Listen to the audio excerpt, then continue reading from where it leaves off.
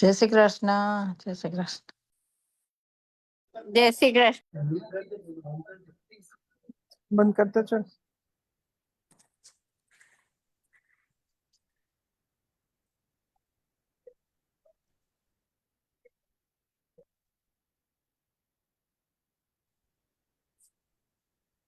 જય શ્રી કૃષ્ણ. જય શ્રી જય શ્રી કૃષ્ણ. કૃષ્ણ. Good, જય good. શ્રી કૃષ્ણ. આપણે મંગલાચરણ થી આપણો સત્સંગ શરૂ કરીશું. ચક્ષુષા, જય શ્રી કૃષ્ણ. હા, જય શ્રી કૃષ્ણ. જય શ્રી કૃષ્ણ. શ્રી કૃષ્ણ કનૈયા લાલ કી જય. જય. ગણપતિ મહારાજ કી જય. ચિંતા સંતાન હંતારો યત પાદાંબુજરે નવ સ્વ્યાનામ તાનિ જાચા. Sorry. I think તારું mute. Start all over, please. Thank you. Sorry. જય શ્રી કૃષ્ણ. જય શ્રી કૃષ્ણ. શ્રી ગણેશાય નમઃ. શ્રી કૃષ્ણ કનૈયા લાલ કી જય. ચિંતા સંતાન હંતારો યત પાદાંબુજરે નવ સ્વ્યાનામ તાનિ જાચાર્યાન પ્રણમામિ મુહુર્મુહુર્ યદનો ગ્રહતો જંતુ સર્વદુઃખાતિગો ભવેત તમં સર્વદા વંદે શ્રીમદ્વલ્લભનંદનમ અજ્ઞાનતિમિરાન્ધસ્ય જ્ઞાનાഞ്જનશલાકયા ચક્ષુરુન્મિલિतं येन તસ્मै શ્રીગુરવે નમઃ. નમામિ હૃદયે શેષે લીલાક્ષીરાબ્ધિશાયિનम् લક્ષ્મીસહસ્રલીલાભિः સેવ્યમાनं કલાનિધિम् ચતુર્ભિશ્ચ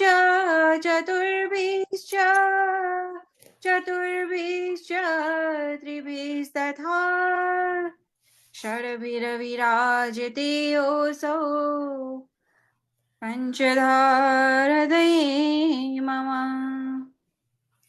શ્રી કૃષ્ણ કનૈયા લાલ કી જય. જય શ્રી કૃષ્ણ. ચક્ષુષા, thank you. જય શ્રી કૃષ્ણ. Thank you. આપણા સત્સંગ આજનો જય Shri Krishna. Sejal, happy anniversary day. Thank you. આપણે આજનો સત્સંગ એટ્રીબ્યુટ્સ ઓફ શ્રી કૃષ્ણ ભક્ત થી શરૂ કરીશું, જેનું શરૂઆત હસમુખ અંકલ કરશે. Hasmukh uncle, go ahead. સૌ જીવોને હસમુખ શાહના જય શ્રી કૃષ્ણ, જય શ્રી વલ્લભ, દંડવત પ્રણામ. પોતાને પ્રિય છે એવા ભક્તના જે 39 લક્ષણો ભગવાન કૃષ્ણે પોતાની ભગવદ્ ગીતાના 12મા અધ્યાય ભક્તિ યોગમાં વર્ણવ્યા છે, એ વિષયની વાત આજે આપણે આગળ વધારીશું. ભગવાન કૃષ્ણને પ્રિય એવા કૃષ્ણ ભક્તના 11 લક્ષણો ની વાત આપણે કરી ગયા. આજે આપણે બીજા કેટલાક લક્ષણોની વાત કરીશું, જેનાથી કોઈને પણ ઉદ્વેગ નથી થતો એવો ભક્ત. ઉદ્વેગ એટલે માનસિક સંતાપ, માનસિક હલનચલન. આપણે ઉદ્વેગ શબ્દનો અર્થ એ કે આપણું માનસિક રીતે ચલાયમાન થઈ જાય, આપણે હલનચલન થઈ જાય, માનસિક રીતે આપણે હલી જઈએ, આપણા મનમાં કોઈ ટર્બ્યુલન્સીસ શરૂ થઈ જાય, કોઈ પણ પ્રકારે, હર્ષથી કે શોકથી, બંને રીતે. પણ અહીંયા જે કૃષ્ણ કહેવા માંગે છે કે જેનાથી કોઈને પણ ઉદ્વેગ નથી થતો, તો એવો ભક્ત જે કોઈને માનસિક રીતે સંતાપ નથી આપતો, માનસિક દુઃખ નથી આપતો. શારીરિક તો સવાલ જ ઉભો નથી થતો, પણ માનસિક રીતે પણ દુઃખ નથી આપતો. કોઈને કડવા વેણ નથી કહેતો, કોઈનું અપમાન નથી કરતો, સૌની સાથે મૈત્રી ભાવે વર્તે છે, સૌને સન્માનથી બોલાવે છે, સૌને આદર આપે છે, સૌની તરફ પ્રેમની દ્રષ્ટિ રાખે છે, વગેરે વગેરે. એટલે એના થકી કોઈને ઉદ્વેગ નથી થતો, એના થકી કોઈને કોઈ પ્રકારની માનસિક તકલીફ નથી પડતી. શારીરિકનો સવાલ જ ઉભો નથી થતો, પણ માનસિક તકલીફ પણ નથી પડતી. એવું એનું વર્તન હોય છે.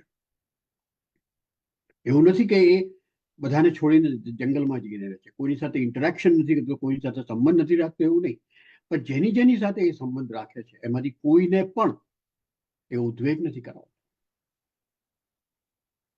એના પછીનું લક્ષણ કહે છે કે જેને કોઈનાથી ઉદ્વેગ નથી થતો, એટલે કે એવો વ્યક્તિ છે, એવો ભક્ત છે કે કોઈ એને ઉદ્વેગ કરાવવા માંગે, કોઈ એને માનસિક સંતાપ, કોઈ એનું અપમાન કરે, કોઈ એને દુઃખ આપવાની કોશિશ કરે, તો એનાથી પણ એ ઉદ્વેગ નથી પામતો. એની માનસિક ક્ષમતા જળવાઈ રહે છે, એની માનસિક સ્થિરતા જળવાઈ રહે છે. એ સન્માન અને અપમાન બંનેમાં એક સમત્વ રાખે છે. ચાલો, સન્માન મળ્યું તો પણ ઠીક છે, અપમાન મળ્યું તો પણ ઠીક છે. કૃષ્ણની ઈચ્છા એ જે એના જીવનમાં આવે છે સ્વીકારી લે છે. અને જ્યારે આપણે એ સ્વીકાર કરી લઈએ છીએ, આપણા જીવનમાં જે કંઈ બને છે, તો એનાથી આપણને કોઈ દિવસ ઉદ્વેગ નથી થતો. આપણા જીવનમાં જે કંઈ બને છે એ આપણે એમ માનીએ કે કૃષ્ણની કૃપાથી જ બને છે, કૃષ્ણની ઈચ્છાથી જ બને છે. એ કૃષ્ણની જ પ્રસાદી છે આપણા જીવનમાં. જે કોઈ ઘટનાઓ બને, સંજોગો ઊભા થાય, પરિસ્થિતિઓ ઊભી થાય, તો આપણને એનાથી ઉદ્વેગ ન થાય. આપણે એને સ્વીકારી લઈએ, સહર્ષ સ્વીકારી લઈએ. માત્ર લાચારીથી નહીં કે હવે આમાં આપણે શું કરીશું, એને મારું અપમાન કર્યું, બહુ મોટો માણસ છે, એને મારાથી કશું કહેવાય નહીં, એવી રીતે નહીં. પણ ભલે એને અપમાન કર્યું, કૃષ્ણની એ લીલા હશે, કૃષ્ણની જ આ પ્રસાદી છે, મારે એનો સ્વીકાર કરવાનો, સહર્ષ સ્વીકાર. તો જેને કોઈનાથી ઉદ્વેગ થતો નથી, જે ભક્ત કોઈને તો ઉદ્વેગ નથી કરાવતો, પણ જે ભક્ત એ કોઈનાથી ઉદ્વેગ નથી પામતો, કોઈ એને દુઃખી નથી કરી શકતો. ત્રીજો, એ પોતે ઉદ્વેગ વિનાનો છે. કોઈની સાથે ઇન્ટરેક્શન ના થાય, કોઈના સંબંધના કારણે કોઈ દુઃખ ના થાય, ઉદ્વેગ ના થાય, એ સમજી શકાય એવું છે. ચાલો, પણ એ પોતે પણ કોઈ પણ પ્રકારનું દુઃખનો અહેસાસ અનુભવ નથી કરતો, ઉદ્વેગ નો અનુભવ નથી કરતો. ઉદ્વેગ એટલે દુઃખ એમ નહીં, પણ ઉદ્વેગ એટલે માનસિક ક્ષમતા આપણે ખોઈ બેસીએ, એને માનસિક સંતુલન આપણે ખોઈ બેસીએ. અરે છે વ્યક્તિઓ, ઘણા બધા એવા વ્યક્તિઓ છે, આપણને પણ અનુભવ થાય છે, રાઈટ. નોકરી ધંધે પહોંચવાનું હોય, કોઈને ટાઈમ આપેલો હોય અને ટ્રાફિકમાં ફસાઈ ગયા હોય, તોય લોકોને જોયા છે રોડ રેજ, એટલા બધા ગુસ્સે થઈ ગયા હોય, બબડતા હોય, કોઈ સાંભળવાનું ના હોય તોય એ ગુસ્સો કરતા હોય. એમના ગુસ્સાનો કોઈ પ્રતિકાર ના મળવાનો હોય, એ ગુસ્સાનું કોઈ ફળ ના મળવાનું હોય, ટ્રાફિક એમ ચાલવા ના મળવાનો એમના ક્રોધથી, પણ છતાંય એ ક્રોધ કરે, ગાળો બોલે, કદાચ ડેશબોર્ડ પર બે ચાર મુક્કાઈ મારી દે, એ ઉદ્વેગ. તો કૃષ્ણ કહે છે કે મારો ભક્ત ઉદ્વેગ જ નથી કરતો, કોઈને ઉદ્વેગ કરાવતો નથી, કોઈનાથી ઉદ્વેગ પામતો નથી, અને પોતે પણ ક્યારેય ઉદ્વેગ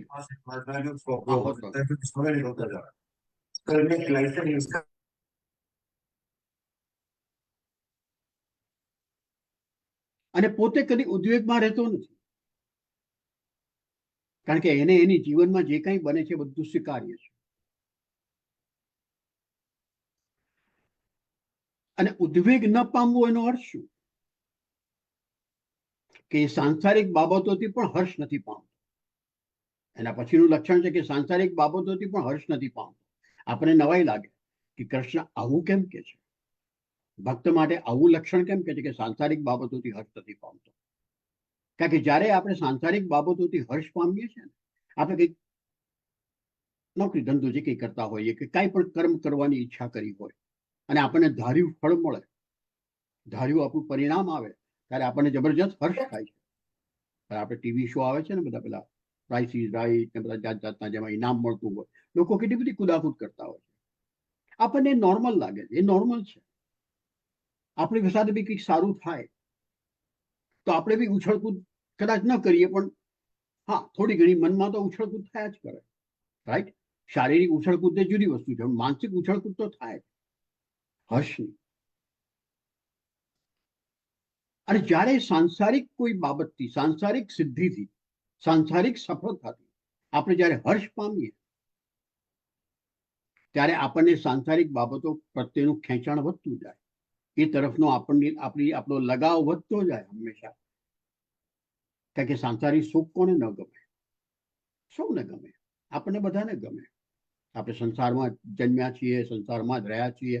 આ જગતમાં સંબંધોથી આપણને સુખ મળે, કોઈક સિદ્ધિ મળવાથી આપણને સુખ મળે, કોઈ વસ્તુ પ્રાપ્ત કરવાથી સુખ મળે. તો સુખ તો મળે જ.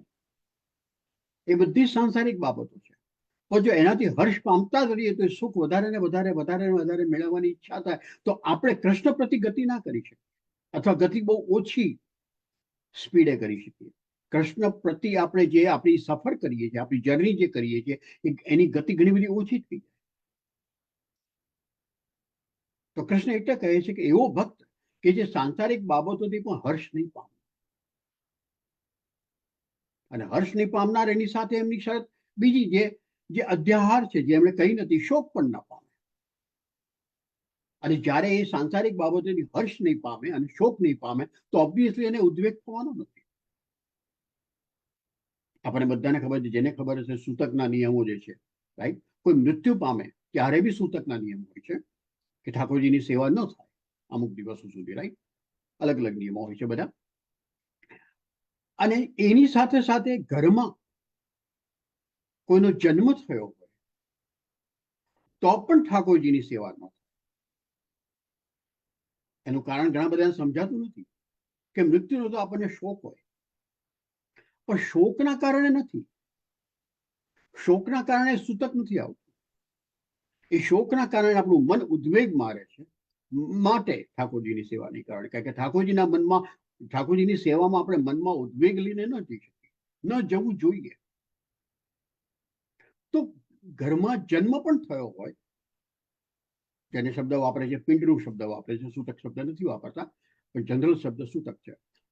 તો ત્યારે પણ ઠાકોરજીની સેવામાં નહીં પહોંચવાનું, એટલા માટે કે હર્ષની વાત હોય ત્યારે પણ મન ચલાયમાન હોય. મન ઠાકોરજીની સેવામાં એકાગ્ર ન થઈ શકે, એમાં ચોંટી ન શકે. ઠાકોરજી તરફ જે ધ્યાન હોવું જોઈએ, જે એકાગ્રતા હોવી જોઈએ, એ ન હોય. અને માટે એ નિયમો બનાવવામાં આવ્યા છે કે ઠાકોરજીની સેવા ન થાય એ દિવસો.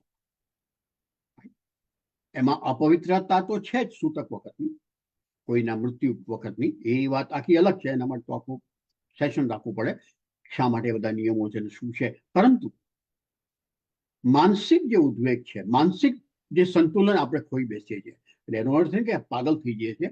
પણ મનમાં એટલી બધી હલનચલન હોય છે, એટલું બધું ચલાયમાન આપણું મન હોય છે કે આપણે એકાગ્ર નથી થઈ શકતા ઠાકોરજીની સેવા માટે. સાંસારિક બાબતોથી હર્ષ નહીં પામનાર, સાંસારિક બાબતોથી શોક નહીં પામનાર, એ બંને વાત એક અધ્યાહાર છે શોકનો. એવો ભક્ત. એના પછી છે કે ઈર્ષા વિના. ઈર્ષા બહુ સહજ, બહુ સામાન્ય છે ઈર્ષા. આપણને એમ લાગે ના આપણે ઈર્ષાળુ નથી, પણ આપણા મનમાં ક્યારે ઈર્ષા જાગી જાય છે આપણને અંદાજ પણ નથી હોતો. એવા વૈષ્ણવને મળ્યું કે જે બીજા વૈષ્ણવની સેવા પ્રકારની પણ ઈર્ષા કરે છે. એમને ખબર પણ નથી કે જે શબ્દો જે વાપરી રહ્યા છે એમના ઈર્ષાના ભાવમાંથી શબ્દો આવી રહ્યા છે. સત્સંગ માટે બધા ભેગા થયા અને કોઈક સારા અવાજ વાળા કોઈક ગાતા હોય વૈષ્ણવ, તો બીજા કોઈ વૈષ્ણવને એ મનમાં ઈર્ષાનો ભાવ જાગે છે. હું નથી કીધું બધામાં જાગે છે, પણ આ શક્યતાઓ છે. અને મેં અનુભવ્યું છે ઘણા જીવનમાં ઘણા વૈષ્ણવોને અહીંયા અને હિન્દુસ્તાન દરેક ઠેકાણે મળ્યો છું. અને મારું હંમેશા એક ટેવ છે ઓબ્ઝર્વેશન કરવાની. કોઈને કશું કહેવાની જરૂર નથી હોતી, પણ જનરલાઇઝ કરવાની કે હા આ જો હોય તો એ મારામાં ન હોવું જોઈએ, એ મારી આંતરિક શુદ્ધિ માટે મને કામ લાગે છે. તો ઈર્ષા આપણામાં છે, આપણને અંદાજ પણ નથી હોતો કે ક્યારે ઈર્ષા જન્મે છે. તો કૃષ્ણ કહે છે કે મારો ભક્ત ઈર્ષા વિનાનો હોવો જોઈએ. કારણ કે ઈર્ષા પછી ક્રોધ પણ આવે, ઈર્ષાની પાછળ વેર ભાવના પણ આવે, બદલો લેવાની ભાવના પણ આવે, ઘણું બધું ઈર્ષાની પાછળ દોડી આવે. ઈર્ષા થોડો વખત થઈને શમી જાય તો વાંધો નહીં, પણ જો ઈર્ષા ઘાતક બને, અને બની શકે, રાઈટ. તો જે વ્યક્તિ તરફની ઈર્ષા હોય એ વ્યક્તિને તો નુકસાન પહોંચાડે જ પહોંચાડે, પણ આપણે મારામાં જો ઈર્ષા થઈ હોય તો મને તો વધારે નુકસાન. ઈર્ષા એક અંગારા જેવી છે જે આપણે હાથમાં લઈને ફરીએ તો કદાચ બીજાને ન દજાડે, કારણ કે સામેવાળાને કદાચ ખબર નથી કે ઈર્ષા છે મને, પણ મને તો કોન્સ્ટન્ટલી દજાડ્યા જ કરે.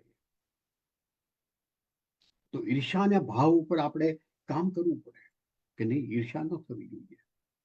કોઈ પણ એની પાસે પૈસા વધારે છે તો છે, બરાબર છે, બધાની પાસે પૈસા સરખા જ પ્રમાણમાં હોય એવું થોડું છે. કોઈકમાં રૂપ વધારે છે, ફાઇન. કોઈક વધારે સ્માર્ટ છે, ફાઇન. કોઈક વધારે ઇન્ટેલિજન્ટ છે, ફાઇન. કોઈક વધારે સારું ગાય છે, સરસ. કોઈક બહુ સારી ઉત્તમ સેવા કરે છે. પણ હું મારી સેવા બહુ પ્રેમથી કરું છું. કમ્પેર કરવાની શું જરૂર છે? આપણે જ્યારે આપણે જે કરી રહ્યા છીએ એને કમ્પેર કરીએ છીએ, સરખામણી કોઈની સાથે કરીએ છીએ, ત્યારે ઈર્ષાનો જન્મ થાય છે. ત્યાં સુધી ઈર્ષાનો જન્મ, આપણે જ્યારે આપણી જાતને પ્રેમ નથી કરતા ત્યારે આપણે બીજાની સાથે આપણી જાતને સરખાવવાની કોશિશ કરીએ છીએ અને એમાંથી ઈર્ષાનો જન્મ થાય છે. તો કૃષ્ણ કહે છે કે એવો ભક્ત કે ઈર્ષા વિનાનો. તો આજે અહીં જ વિરમું. ભગવાન કૃષ્ણને પ્રિય હોય એવા ભક્તના બાકીના લક્ષણોની વાત આપણે હવે પછીના સત્સંગ સત્રમાં કરીશું. આપ સૌ આપના મન હૃદય ખુલ્લા કરીને મને સાંભળો છો એ મારું સદભાગ્ય છે. આપ સૌનો આભાર. મને વાર્તાલાપ માટે નિમંત્રણ આપવા બદલ સેજલબેનનો આભાર. જય શ્રી કૃષ્ણ. જય શ્રી કૃષ્ણ. જય શ્રી કૃષ્ણ. આઈ થિંક બધા લોકો ઈર્ષા તો કરતા જ હોય છે. That's true. ઈર્ષા બહુ But I સહજ think- છે. It's but I very think- normal. After a certain level, if you have been in satsang, if you've been hearing, and as far as હું તો મારી વાત કરું કે હા. મને તો ઈર્ષા નહીં, પણ આઈ થિંક મને તો એવું છે કે દરેક જણ પોતપોતાનું કર્મ લઈને કર્મનું ફળ મળી રહ્યું છે. તો આપણે કોઈના કર્મમાં હિસ્સા લેવાની શું જરૂર? આપણે બરાબર. એ બહુ સરસ કર્મો એને કર્યા હશે તો એને ફળ એવું મળે છે, રાઈટ? તો સરસ એને બરાબર ભાવ છે. Exactly. ભક્તિ એવી ઈર્ષા ભાવ કરીને બધું આપણને મળે શું છે. ફાયદો? મે Right. બી Yeah. મેં એટલા સારા નથી કર્મ કર્યા તો મારે હજી Yeah. બહુ કરવાની જરૂર છે. બરાબર છે. That's what Right. I always Correct. think. And that's a good justification. કર્મનો ક્યારેક આપણે વાત કરી ત્યારે કહી છે કર્મ એ બહુ કર્મનો જે સિદ્ધાંત છે ને એ બહુ સરસ સેફટી વાલ્વ છે. Yes, It's yes. a I very good think it's safety valve for our mental attitude yes, it makes us understand the theory of karma better. and releases a lot of tension. Yeah, It's a stress reliever. કર્મનો Yes. સિદ્ધાંત. If you absolutely. look at it that way, it is. Yes. Yeah, I Definitely. think that's how I just took a look at it. Anything that just go બધાને કર્મનું, અને that's what Gita talks about, બરાબર right? છે. Right. અને આપણે જે deserve કરીએ છીએ ભગવાને આપણને આપ્યું છે. એક્ઝેક્ટલી આપણને એ જ પ્રમાણે આપશે. બરાબર. તો આપણે પછી ચિંતા કરવાની પણ જરૂર નથી કે બરાબર. મને કેમ આ નહીં મળ્યું ને તે નહીં Correct, મળ્યું. correct, correct. Doesn't અને matter. Exact. અને જો ધનની વાત કરીએ તો બધા જ મિલિયનર હોય તો મિલિયનની કોઈ કિંમત જ ના રહે. That's how Exactly. it works. બરાબર છે? Yeah. So, Thank you for this topic. sure. And Mhm. thank you, જય Shri Sure, Krishna. yeah. Mhm. Sure.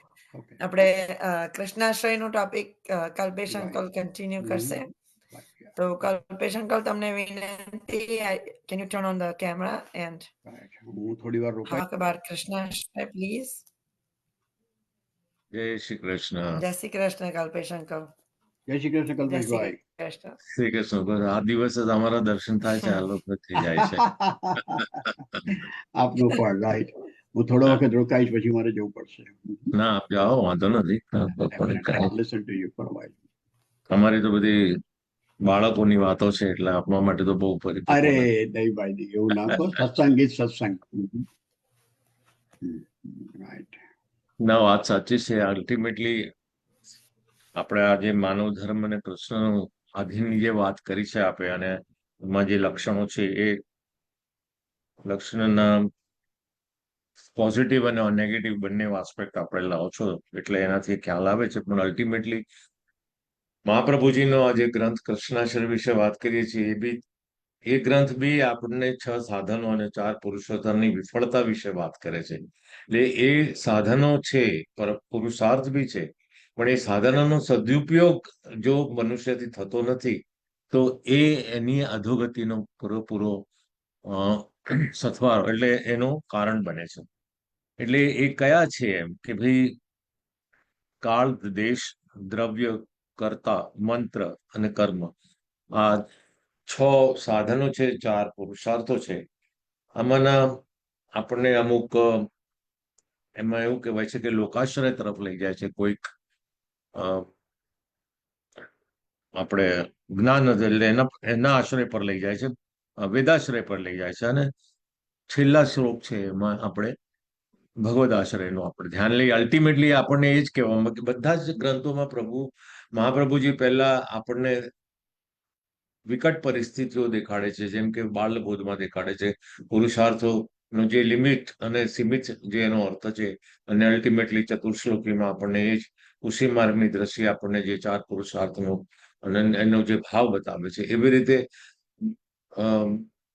આપણે યમુના સ્ટેટમાં છેલ્લા શ્લોકમાં એ આજ્ઞા કરે છે કે એ ફળ સ્વરૂપ બતાવે છે. એવી રીતે કૃષ્ણાશ્રયમાં 11મો શ્લોક આપણને ફળ સ્વરૂપ બતાવે છે કે આ 10મા શ્લોકમાં તમે જે રીતે વિફળતા મેળવો છો, એટલે તમે નિષ્ફળતા મેળવો છો, એ તમે જો એના બદલે આટલું જ તમારો પ્રયત્ન અને એ તમે જો ભગવાન આશ્રયમાં કરો તો તમને ડેફિનેટલી એની એકમાત્ર ભગવત એનાથી આપણને સફળતા મળી જાય એવું છે. હવે એ એમ જ કે છે કે 10વિધ લીલાઓ છે ભાગવતજીમાં, અને એમાં એ જે સર્ગ, વિસર્ગ, સ્થિતિ, પુષ્ટિ, સ્થિતિ, મન્વંતરી, શાનુકથા, નિરોધ, મુક્તિ, આશ્રય, આ જે બધા દિવ્ય ચરિત્રો બતાવ્યા છે, એ બધા એ લોકોએ ભગવદ આશ્રયનો ધ્યાન લઈને, એનો આશરો લઈને આ બધી લીલાઓનું જ્ઞાન આપણને કરાવે છે. અને આ એક આપણો જે આ ગ્રંથ છે એ ભાગવતજીનું એક કેપ્સ્યુલ હોય એવી રીતે છે. એનો ટૂંકાણમાં આપણને અહીંયા આગળ એક નાનકડી દવા આપી અને આપણને આપણા દુઃખનું નિવારણ કરે. પણ એના માટે આપણે આજે ગઈકાલે આપણે ગયા વખતે જે આપણે જનરલી કૃષ્ણાશ્રય વિશે વાત કરી, અને એમાં આ શબ્દ એટલે પ્રભુ કે તમે પ્રભુની શરણાગતિ એટલે પ્રભુને પ્રાર્થના કરો. એટલે પ્રભુને પ્રાર્થના મહાપ્રભુજીએ તો કહ્યું છે કે આપણે જિંદગીમાં આપણે તો કોઈ દિવસ આપણી ભક્તિમાં પ્રાર્થના શબ્દને લાવવાનો જ નથી, કારણ કે આપણે પ્રાર્થના કરીને આપણે આપણા પોતાના સુખની વાતો કરીએ છીએ. પણ આ પ્રાર્થના નથી. કૃષ્ણાશ્રય કૃષ્ણ એવ ગતિર્મમ એટલે વિજ્ઞપ્તિ છે. વિજ્ઞપ્તિ એટલા માટે છે કે આપણે પ્રભુના સુખની વાત કરીએ છીએ. આપણી જે બી આપણી પોતાની શરણાગતિ છે કે અથવા જે કંઈ આપણી વિનંતીઓ છે, એ વિનંતી આપણે પ્રભુના સુખ ને પ્રભુનું આચરણ લેવાની. આચરણ શબ્દનો પણ એક સુંદર અભિગમ એટલે એનો એક મિનિંગ છે કે આચરણ એટલે આશરો શબ્દ જેમ સમજીએ એમ, અને એમાં આશરો એટલે જે આપણું રક્ષણ કરે જ્યાં આગળ એનો આપણે આચરણ લઈએ, અને જે જગ્યાએ આપણું આચરણ એટલે આપણું રક્ષણ થતું હોય જેનું નામ ઘર કહીએ. હવે આપણે જે ઘરમાં જે એ આશ્રય થતો હોય અને જે વ્યક્તિ પાસે આપણો આશરો લેતા હોય એનું આશ્રય અલ્ટિમેટલી કૃષ્ણાશ્રયનો આશરો લો. અને કૃષ્ણ બંને રીતે એક ઘર તરીકે છે કે જ્યાં આપણો આશરો સ્થગિત થાય છે, આપણું અલ્ટિમેટ ડેસ્ટિનેશન બને છે. અને એ આશ્રય જેનો આપણે લઈએ છીએ અલ્ટિમેટલી એના આશ્રયમાં રહીએ અથવા એની નિશ્રામાં લઈએ છીએ તો આપણે આપણી જાતને સેફ, સાઉન્ડ અને હેપી કરીએ છીએ. એટલે આપણે સુખ સાચું માનીએ છીએ, જેની અવધિ બહુ મોટી છે. બાકી એના સિવાય આજે આ લૌકિક જગતમાં એટલા બધા પ્રલોભનો છે અને કેટલી બધી વસ્તુઓ ઘણી છે કે જે તમે એ વસ્તુને તમે પાર પાડી શકતા નથી. અને એને એવી 15 જગ્યાઓ એવી ક્યાં છે કે જ્યાં તમે અમને વાત કરી એવી રીતે જેમ કે આપણને આખો દિવસ આપણને શું છે કે પૈસો કમાવે આપણો મેઇન ધ્યેય છે. અને એ કહે છે કે પૈસા સાથે આવનારા 15 પ્રકારના દુઃખો બતાવ્યા છે. પૈસા કમાવામાં, વધારવામાં, સાચવવા અને વાપરવા. પૈસાને 4 વસ્તુ છે: કમાવવું પડે, એને વધારવા પડે, એને સાચવવા પડે અને એને વાપરવા પડે. તો એમાં ચિંતા શું રહે છે કે ભ્રમ હોય છે એ કમાવામાં, ચોરી કરવી પડે, હિંસા કરવી પડે, જૂઠું બોલવું પડે, પાખંડ અને ઢોંગ કરવો પડે, કામ વાસના કરવી પડે, ક્રોધ કરવો પડે, અક્કડતા કરવી પડે, અભિમાન કરવું આવે, જુદાઈ થાય, વેર આવે, જેમ હમણાં કીધું ઈર્ષા, અવિશ્વાસ આવે, હરીફાઈ અને વ્યસનો બધા વળગે છે. આ બધા જો પૈસો કમાવાની જે લાલસા અને ભૌતિકતા જે આપણી છે એ જે કાળના રૂપે છે આજે, એ તમને આજે બતાવે છે કે એ બધી વસ્તુઓ તમને આજના સમયમાં જેને કળિયુગ કહીએ છીએ એ કળિયુગમાં આપણે એના શિકાર થઈ ગયા છે. એનું કારણ શું છે કે આપણા શાસ્ત્રોમાં આપણે યુગોને 4 ભાગમાં આપણે ડિવાઈડ કર્યા છે. એક તો સતયુગ, ત્રેતાયુગ, દ્વાપર યુગ અને કલયુગ. હવે આ જે યુગ હતા અને એની સૃષ્ટિ થઈ ત્યારે આપણને એ સતયુગમાં અને પૂર્ણ ધર્મિષ્ઠ યુગ હતો અને એ યુગમાં ધર્મના 4 પાયા યથાર્થ એટલે હતા. એટલે સત્ય હતી, દયા હતી, તપ હતી અને પવિત્રતા હતી. આ ચારેનું શુદ્ધ અનુકરણ થતું હતું, પૂરેપૂરું આચરણ થતું હતું, એટલે સતયુગ બન્યો હતો. એ સતયુગ પછી ત્રેતા યુગમાં સત્ય ચાલ્યું ગયું, એટલે સત્ય સિવાય બીજા 3 ધર્મના પાયા રહ્યા. અને દ્વાપર યુગમાં દયા ચાલી ગઈ, એટલે લોકો કઠોર થઈ ગયા. દરેક લોકોમાં એક જાતની વૃત્તિ, એટલે એમ કહે કે ખરાબ વૃત્તિ આવી ગઈ. અને કળિયુગ આવ્યો તો એમાં તો પૂરેપૂરી પવિત્રતા હતી. એટલે આજે તમે જુઓ છો કે આ કળિયુગ એટલે ખોખલો થઈ ગયો અને એના લીધે એમાં ધર્મ નહિવત થઈ ગયો અને ધર્મનો પ્રાણ જ ચાલી ગયો. આજે તમે ધર્મની જગ્યા બી ધર્મ નથી. એટલે આગળ જોતા આપણને ખબર પડશે કે સ્થાનો વિશે, જ્યારે દેશ વિશે અને એ વિશે વાત કરીશું ત્યારે આપણને ખબર પડશે કે ધર્મના શાસ્ત્રીઓ, ધર્મના સ્થાનો કેવા છોવાઈ ગયા છે અને કેટલા અધર્મ સ્થાન થઈ ગયા છે. એની આપણને ત્યારે આપણને બધી એની ચર્ચા વિચારણા કરવા મળશે. આપણે જીવનના ધર્મના કેટલા બી આપણે આજે સત્ય, દયા, તપ અને પવિત્ર જીવન જોઈએ. બીજી વ્યાખ્યા છે કે જેનાથી આપણા સર્વ દુઃખો દૂર થાય અને જેમાં સુખ મળે, એ ધર્મની વ્યાખ્યા છે. ત્રીજી વ્યાખ્યા છે કે આત્માનું સર્વ પ્રકારે શ્રેય કલ્યાણ થાય.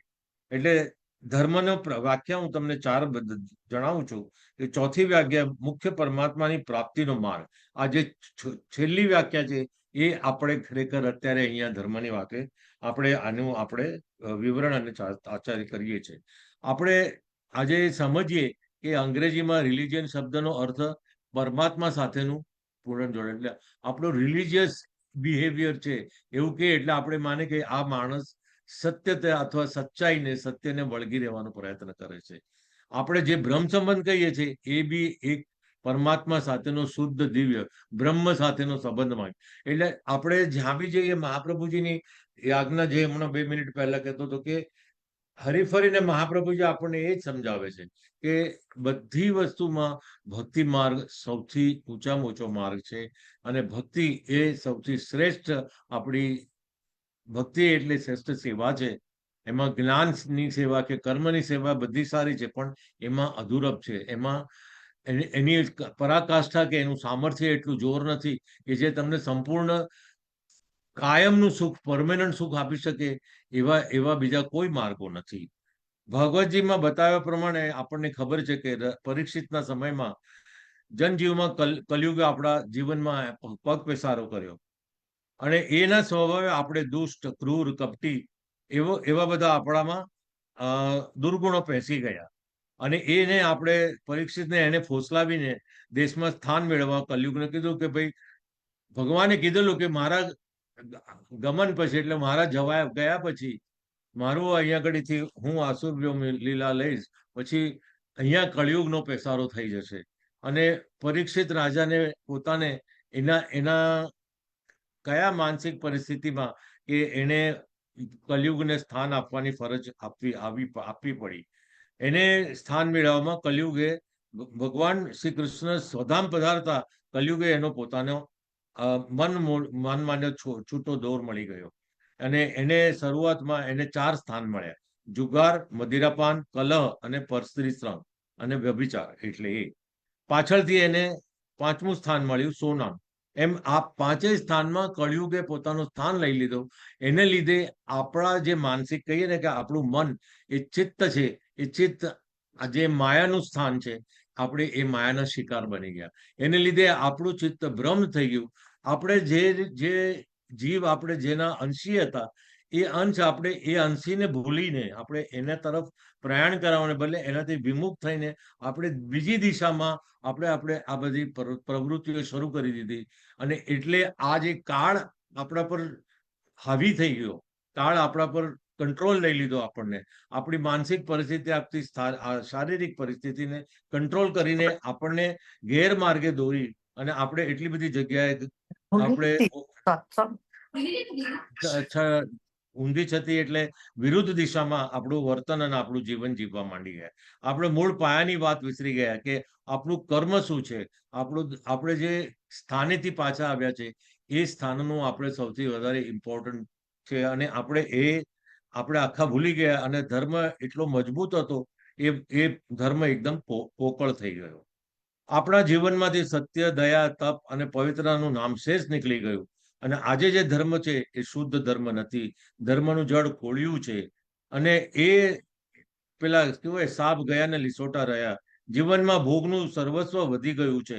અને આપણને હવે એવું થયું કે જેટલું જીવો એટલે આપણને જેટલું અમુક ક્રિયાઓમાં જે કહીએ કે ભાઈ સેક્સ કે જનેન્દ્રિયોની ક્રિયાઓ છે, એમાં આપણે એટલા બધા પ્રભાવિત થઈ ગયા છે કે આપણને ભગવાનની ભક્તિ એક બોજો લાગવા માંડી છે, આપણને એક મોટો ભાર લાગવા માંડ્યો છે. આપણે એ ભગવાનની ભક્તિ માટે એટલી બધું અકળામણ અનુભવીએ છીએ, અથવા આપણને એવું થાય કે ભાઈ ભગવાનની ભક્તિ સાથે આપણા રોજિંદા જીવનને શું લાગે વળગે, આવા પ્રશ્નો બી આપણને જોવાને જાણવા મળે છે. તો અહીંયા હું તમને આ શ્લોક દ્વારા એ સમજાવવા માંગુ છું કે ધર્મને કેવી રીતે જોવાય છે. એક સદ્ધર્મ જોવાય, એક અધર્મ જોવાય ને એક દુષ્ટ ધર્મ જોવાય. એટલે આપણે અહીંયા રસ્તા પર કોઈ માણસ બેભાન થઈ પડ્યો હોય ત્યારે આપણે પસાર થઈ એને મદદ કરવાના બદલે આપણે હવે ચાલ્યા જઈએ છીએ. આપણને એવું થાય છે કે આપણે આ પંચાયતમાં શું કામ પડવું, આપણે એવા કોઈ લીગલ કોમ્પ્લિકેશનમાં પડવું નથી. આપણે છે. જ્યારે આપણે વિચાર કરો કે ગોસાઈજી પ્રભુ પરમ દયાળ જ્યારે રસ્તામાંથી પસાર થતા હતા અને એક બાઈને મૂર્છિત થયેલી જોઈ, તો એમને એમના સેવકને કીધું કે આપણી જમનાજીની જળની ધારીજી છે એ એમના મુખમાં પધરાવો. તો પેલા સેવકે કહ્યું, કૃપાનાથ, આપણી તો આ પ્રભુની આ પોતાની ઝારીજી છે, આ તો ઠાકોરજીની છે, તો આપણે છોવાઈ જશે. તો કે એ તો બીજી આવશે, પણ આ વ્યક્તિનો પ્રાણ જશે. એ જે ધર્મ પર નિષ્ઠા હતી અને જે ધર્મનિષ્ઠાનું આપણને એ લોકો પ્રમાણ આપ્યું હતું, એ વસ્તુ આપણી પાસે રહી જ નથી. એમની શીખવાડેલી રીત, એમને આપેલી આજ્ઞાઓ, એમને આપેલી શિક્ષાઓ એટલે શીખ, એ આપણે બધું જ અત્યારે કાળના કોળિયામાં આપણે કમ્પ્લીટલી અંદર ચવાઈ ગયા છે. આવી રીતે ધર્મને જીવન સાથેના તાણાવાણાની જેમ વણી લેવાને બદલે ધર્મને પાર્ટ ટાઈમ પ્રવૃત્તિ તરીકે અપનાવ્યો છે. આપણે ધર્મ અંદરથી ઉગવાને બદલે ઉપરની લદાયેલો બોજો બની ગયો છે. આપણે ધર્મને આત્મીય બનાવવાને બદલે આપણે એક પરાયો બનાવી દીધો છે. મહાપ્રભુજીએ સમજાવ્યું કે સધર્મ જીવનમાં બે પ્રકારે સ્વીકાર કરો, એક દેહ ધર્મ અને એક આત્મા ધર્મ. એટલે દેહ ધર્મની સાથે આપણે શું કરવાનું છે? આપણા દેહ ધર્મ સંબંધી શરીરોને, આપણી ઇન્દ્રિયોને, આપણા શરીરને, એ શરીરને બધી જ આપણે પ્રભુ તરફ વાળવાની છે. અને પ્રભુને આપણું મન છે, આપણું હૃદય છે, એને પ્રભુ તરફની આસ્થા, એમાં વિશ્વાસ ઉભો કરવાનો છે, એમાં એક ટ્રસ્ટ ઉભો કરવાનો છે. અને એ જેમ કે છે કે ભાઈ પ્રભુની ભક્તિમાં એક વિશ્વાસ રાખવાનો છે, પ્રભુની ભક્તિમાં એક સંબંધ રાખવાનો છે, એમાં આજ્ઞાનો સ્વીકાર કરવાનો છે. અને કોઈ બી પરિસ્થિતિમાં ક્યારે બી કોઈ બી પરિસ્થિતિ અપરિત હોય તો પણ આપણે એવું માનવાનું છે કે આપણને ભગવાનનો આશ્રય છે, તો આપણે હંમેશા આ બધા દુઃખનું આપણે નિવારણનો આપણી પાસે જવાબ એક જ છે. એને જે છેલ્લી લાઈનમાં કહે છે કે કૃષ્ણ એવ ગતિર્મમ, એટલે ભગવાન ઠાકોરજીનું આપણે એ રીતનું આશ્રય અલ્ટિમેટલી આ બધાની વસ્તુમાંથી આપણી પોતાની જાતને છોડાવી, આપણા મનને છોડાવી, આપણું મન વાળી અને આપણે કરવાનું છે. સંસાર ચાલવાનું આપણને ના નથી પાડી ભગવાને. ભગવાને એવું નથી કે તમે સંસાર છોડી દો ને પલાઠી વાળીને મારી પાસે બેસો. ભગવાને એ જ કહ્યું છે કે ભગવાને આપેલા નિયમોનું, આજ્ઞાનું પાલન કરવાનું છે. આપણને એક દ્રષ્ટાંત એ છે કે રામ ભગવાન જયારે વનવાસ ગયા, એમના પિતાની આજ્ઞા પાલી લે.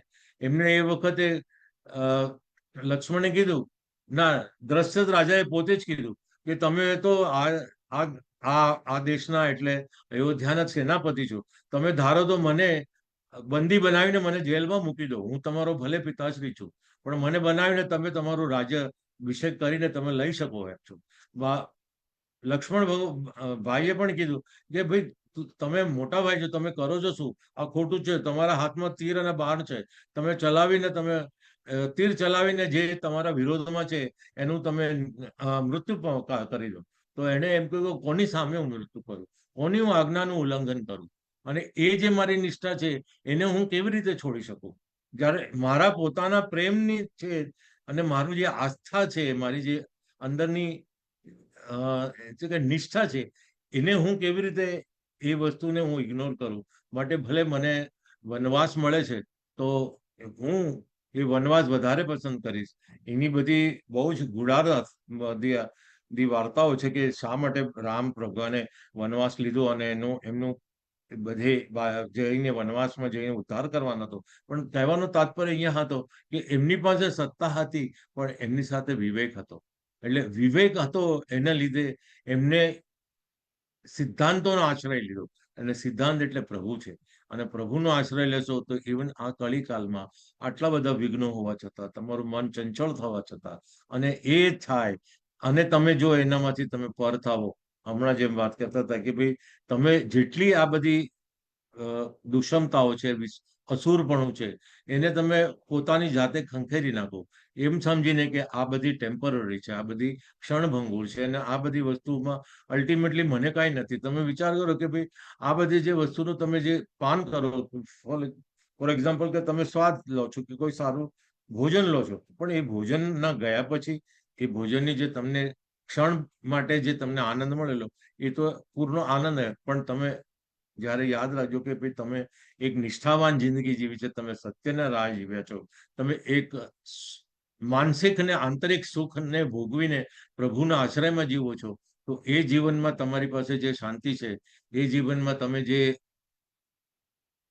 પરપેચ્યુઅલિટી એટલે કહેવાય કે પરમેનન્ટ ફાયદો જે જુઓ છો, એ તમને ફક્ત કૃષ્ણાશ્રય બતાવે છે. એટલે આ સાથે હું આ કાળનું મહત્વ અહીંયાનું વિવચન બંધ કરું છું.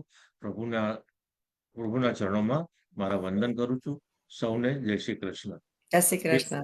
બીજી વાત એ કહેવાની હતી કે આજે શ્રી ઠાકોરજીનું પ્રાગટ્ય ઉત્સવ છે.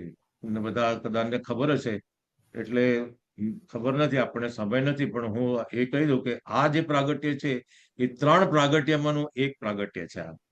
અને વૈષ્ણવના જાણ ખાતર આ પ્રાગટ્ય જતીપુરાથી ગિરધરલાલજી એટલે ગોસાઈજીના જ્યેષ્ઠ પુત્ર જ્યારે એ ત્યાં સેવામાં હતા ત્યારે ઠાકોરજી એને આજ્ઞા કરી કે એમના ગોસાઈજીએ ત્યાં આગળ ધારણ કરેલા સદઘરા એટલે મથુરામાં એમનું જ્યાં 7 બાળકોનું જે પોતાનું ઘર હતું ને ત્યાં એમની સેવા બી રાજતી હતી, અને તેમના વહુજી વારુ ને દીકરીઓ બેટીજીઓ અહીંયા દર્શન માટે આવી નતા, કારણ કે તે વખતે તો મર્યાદા હતી, આજના જેવી છૂટછાટ નથી. ત્યારે એ ઠાકોરજી એટલા કૃપાળુ કે ઠાકોરજીને એવો વિચાર આવ્યો કે એ મારા દર્શને નથી આવતા, તો મને અહીંયાથી ત્યાં લઈ જાઓ, મારો પાટોત્સવ ત્યાં કરાવો સદગરામાં, મારે ત્યાં એમની સાથે 2 મહિના રહેવું છે, મારે એમને દર્શન આપવા છે, મારે એમની સાથે હોળી ખેલવી છે, મારે એમની સાથે આ રંગનું માન લેવું છે.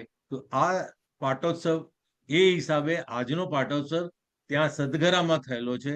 એ પાટોત્સવનું આજે મહત્વ છે. એની સાથે એની આજુબાજુની આપણી સેવાની લીલાઓ ઘણી બધી છે. આપણે વાનગીમાં શું ધરી ગયું? ખીર ધરવાની આજે ખીર અને ખરમંદા ધરેલી, અને આપણે એનું આ પાટોત્સવનું બહુ મસ્ત મહત્વ બનાવ્યું હતું. એવા બીજા 2 પાટોત્સવ, એક તો આપણું જે શ્રીનાથ દ્વારમાં થાય છે એ પાટોત્સવ, અને સૌથી પહેલા મહાપ્રભુજીને પ્રાગટ્ય થયા પછી જતીપુરા એટલે ગોવર્ધનના ઉપર જે મંદિર સ્થાપન કર્યું પૂરણ મળતાએ, અને એ મંદિરમાં જે સ્થાપન થયું એ એમનું પહેલો પાટોત્સવ, બીજો અને આ ત્રીજો પાટોત્સવ. એટલે મારે જરા 2 મિનિટ માટે આ પાટોત્સવની વાત કરવી હતી, તો મેં કીધું ચલો એ બી લાવો લઈ લો અને વૈષ્ણવને થોડું બતાવું. ઘણા લોકો જાણતા બી હશે, પણ છતાંય મેં કીધું કે આજે આ વાતનો વિષય કરું. સેજલબેન, તમે આ પ્રસંગ કરીએ છીએ, આનંદ આવે છે મને સત્સંગનો. સૌનો આભારી છું. જય Shri Krishna. Thank you so much. જય શ્રી કૃષ્ણ. આપણે એક દિવસ ઓનલી આ પાટોત્સવનો પણ કરીશું એક ટોપિક. હા કલ્પેશ અંકલ? યા એટલે આપણે છે ને તે વખતે 3 પાટોત્સવનું હું વિસ્તારપૂર્વક તમને કરી દેજો. યા એટલે એવું બને તો આપણે કૃષ્ણાશ્રમનો આવતા વખતનો એ ટોપિક હમ. થોડો મોકૂફ કરીને આ પાટોત્સવ વિશે યસ વાત કરીએ. યસ કારણ કે હમણાં જ છે આ. ગુડ કારણ કે આઈડિયા હવે તો 10-15 દિવસ રહ્યા છે અને પાછો ડોલ ઉત્સવ આવશે અને પાછો એમાં પછી તમને ઝૂલામાં આવશે અને પછી તો ઠાકોરજી એ ઝૂલામાં ઝૂલતા હશે એટલે ઠાકોરજી એક બી વખત તમે જુઓ કે તમને છૂટા નથી રાખતા. ક્યારે ને ક્યારે કોઈ બી રીતે તમને આકર્ષિત કરીને તમને બાંધી જ દે છે. એનો જે તમને લાવો જો મળતો હોય ને તો એના જેવું સુખ આઈ ક્યાંય નથી. સ્વેર યા મારા એનાથી ઘરમાં તો એવું લાગે છે કે ઉત્સવ ખતમ જ નથી થતા રોજ ના જ થવા જ નથી. તમને તો 8-8 સમાના દર્શનમાં તમે સવાર 5 વાગ્યામાં શરૂ થાય તે રાતના 7 વાગ્યા Yeah. સુધી તમે એની સાથે કરીને થાકીને પોતે લો થઈ જાઓ, ઠાકોરજી બી પોડી જાય. એવા દિવસો હવે સુંદર કરે છે કે Yeah. બીજી કશું હમણાં કોઈ પેલો લૌકિક થોડો ને થોડો કોઈ કાળ કલર્સ કરીએ છીએ ને હમણાં થોડો કલર્સ કરીએ છીએ ને ઠાકોરજીને બેઠેલા હોય અને આજુબાજુ નહીં આપણા પેલા કપડા વ્હાઈટ કપડા પર એ ચાલે જ છે ને હજી તો 40 દિવસ એ એટલે ચાલે છે સાખે ભાવથી અત્યારે રંગનો હમ. ભાવ ચાલે છે. એમાં આપણે તે દિવસે મેં વાત કરેલી એવા 4 રંગોનું છે. હા એમાં અબીલ, ગુલાલ, કેસર, ચંદન અને ચોવા. એ હા ઠાકોરજીના સન્મુખ આપણે પધરાવીએ. પાછળ તમને ખબર છે, તમે ક્યારેક મોટી હવેલીમાં જોયું હશે કે મોટી હવેલીમાં શૃંગાર વખતે એ લોકો પાછળની હવેલીમાં ગુલાલથી છાંટી કરે છે ને ચકલીના સ્વરૂપે એ લોકો ટીકા કરે છે. એવો હા આપણે આપણા ઘરે બી કરી શકીએ. અમે તો એવું કરેલું જ છે આ બધું. એવું છે એવું એટલે છે અમે તો અત્યારે એવા ઠાકોરજીને ખેલ ખેલાવીએ છીએ અને લાડ કરીએ છીએ કે ખૂબ જ હમ આનંદ આવે. પછી મેં લાસ્ટ ટાઈમ કીધેલું એમ હરિરિહ સતસંગે એ અષ્ટપદી બી રોજ ગાવાની રાજભોગમાં. અને આ બધી જે 35 દિવસની આપણી આ છે એટલે કે આપણે આ 11 આવે ને ત્યાં સુધી દસમ સુધી 11 નહીં ગાવાની એમ. એટલે એ વિજ્ઞપ્તિ ખાસ બધા ગાય એવી અમને બધાને વિનંતી.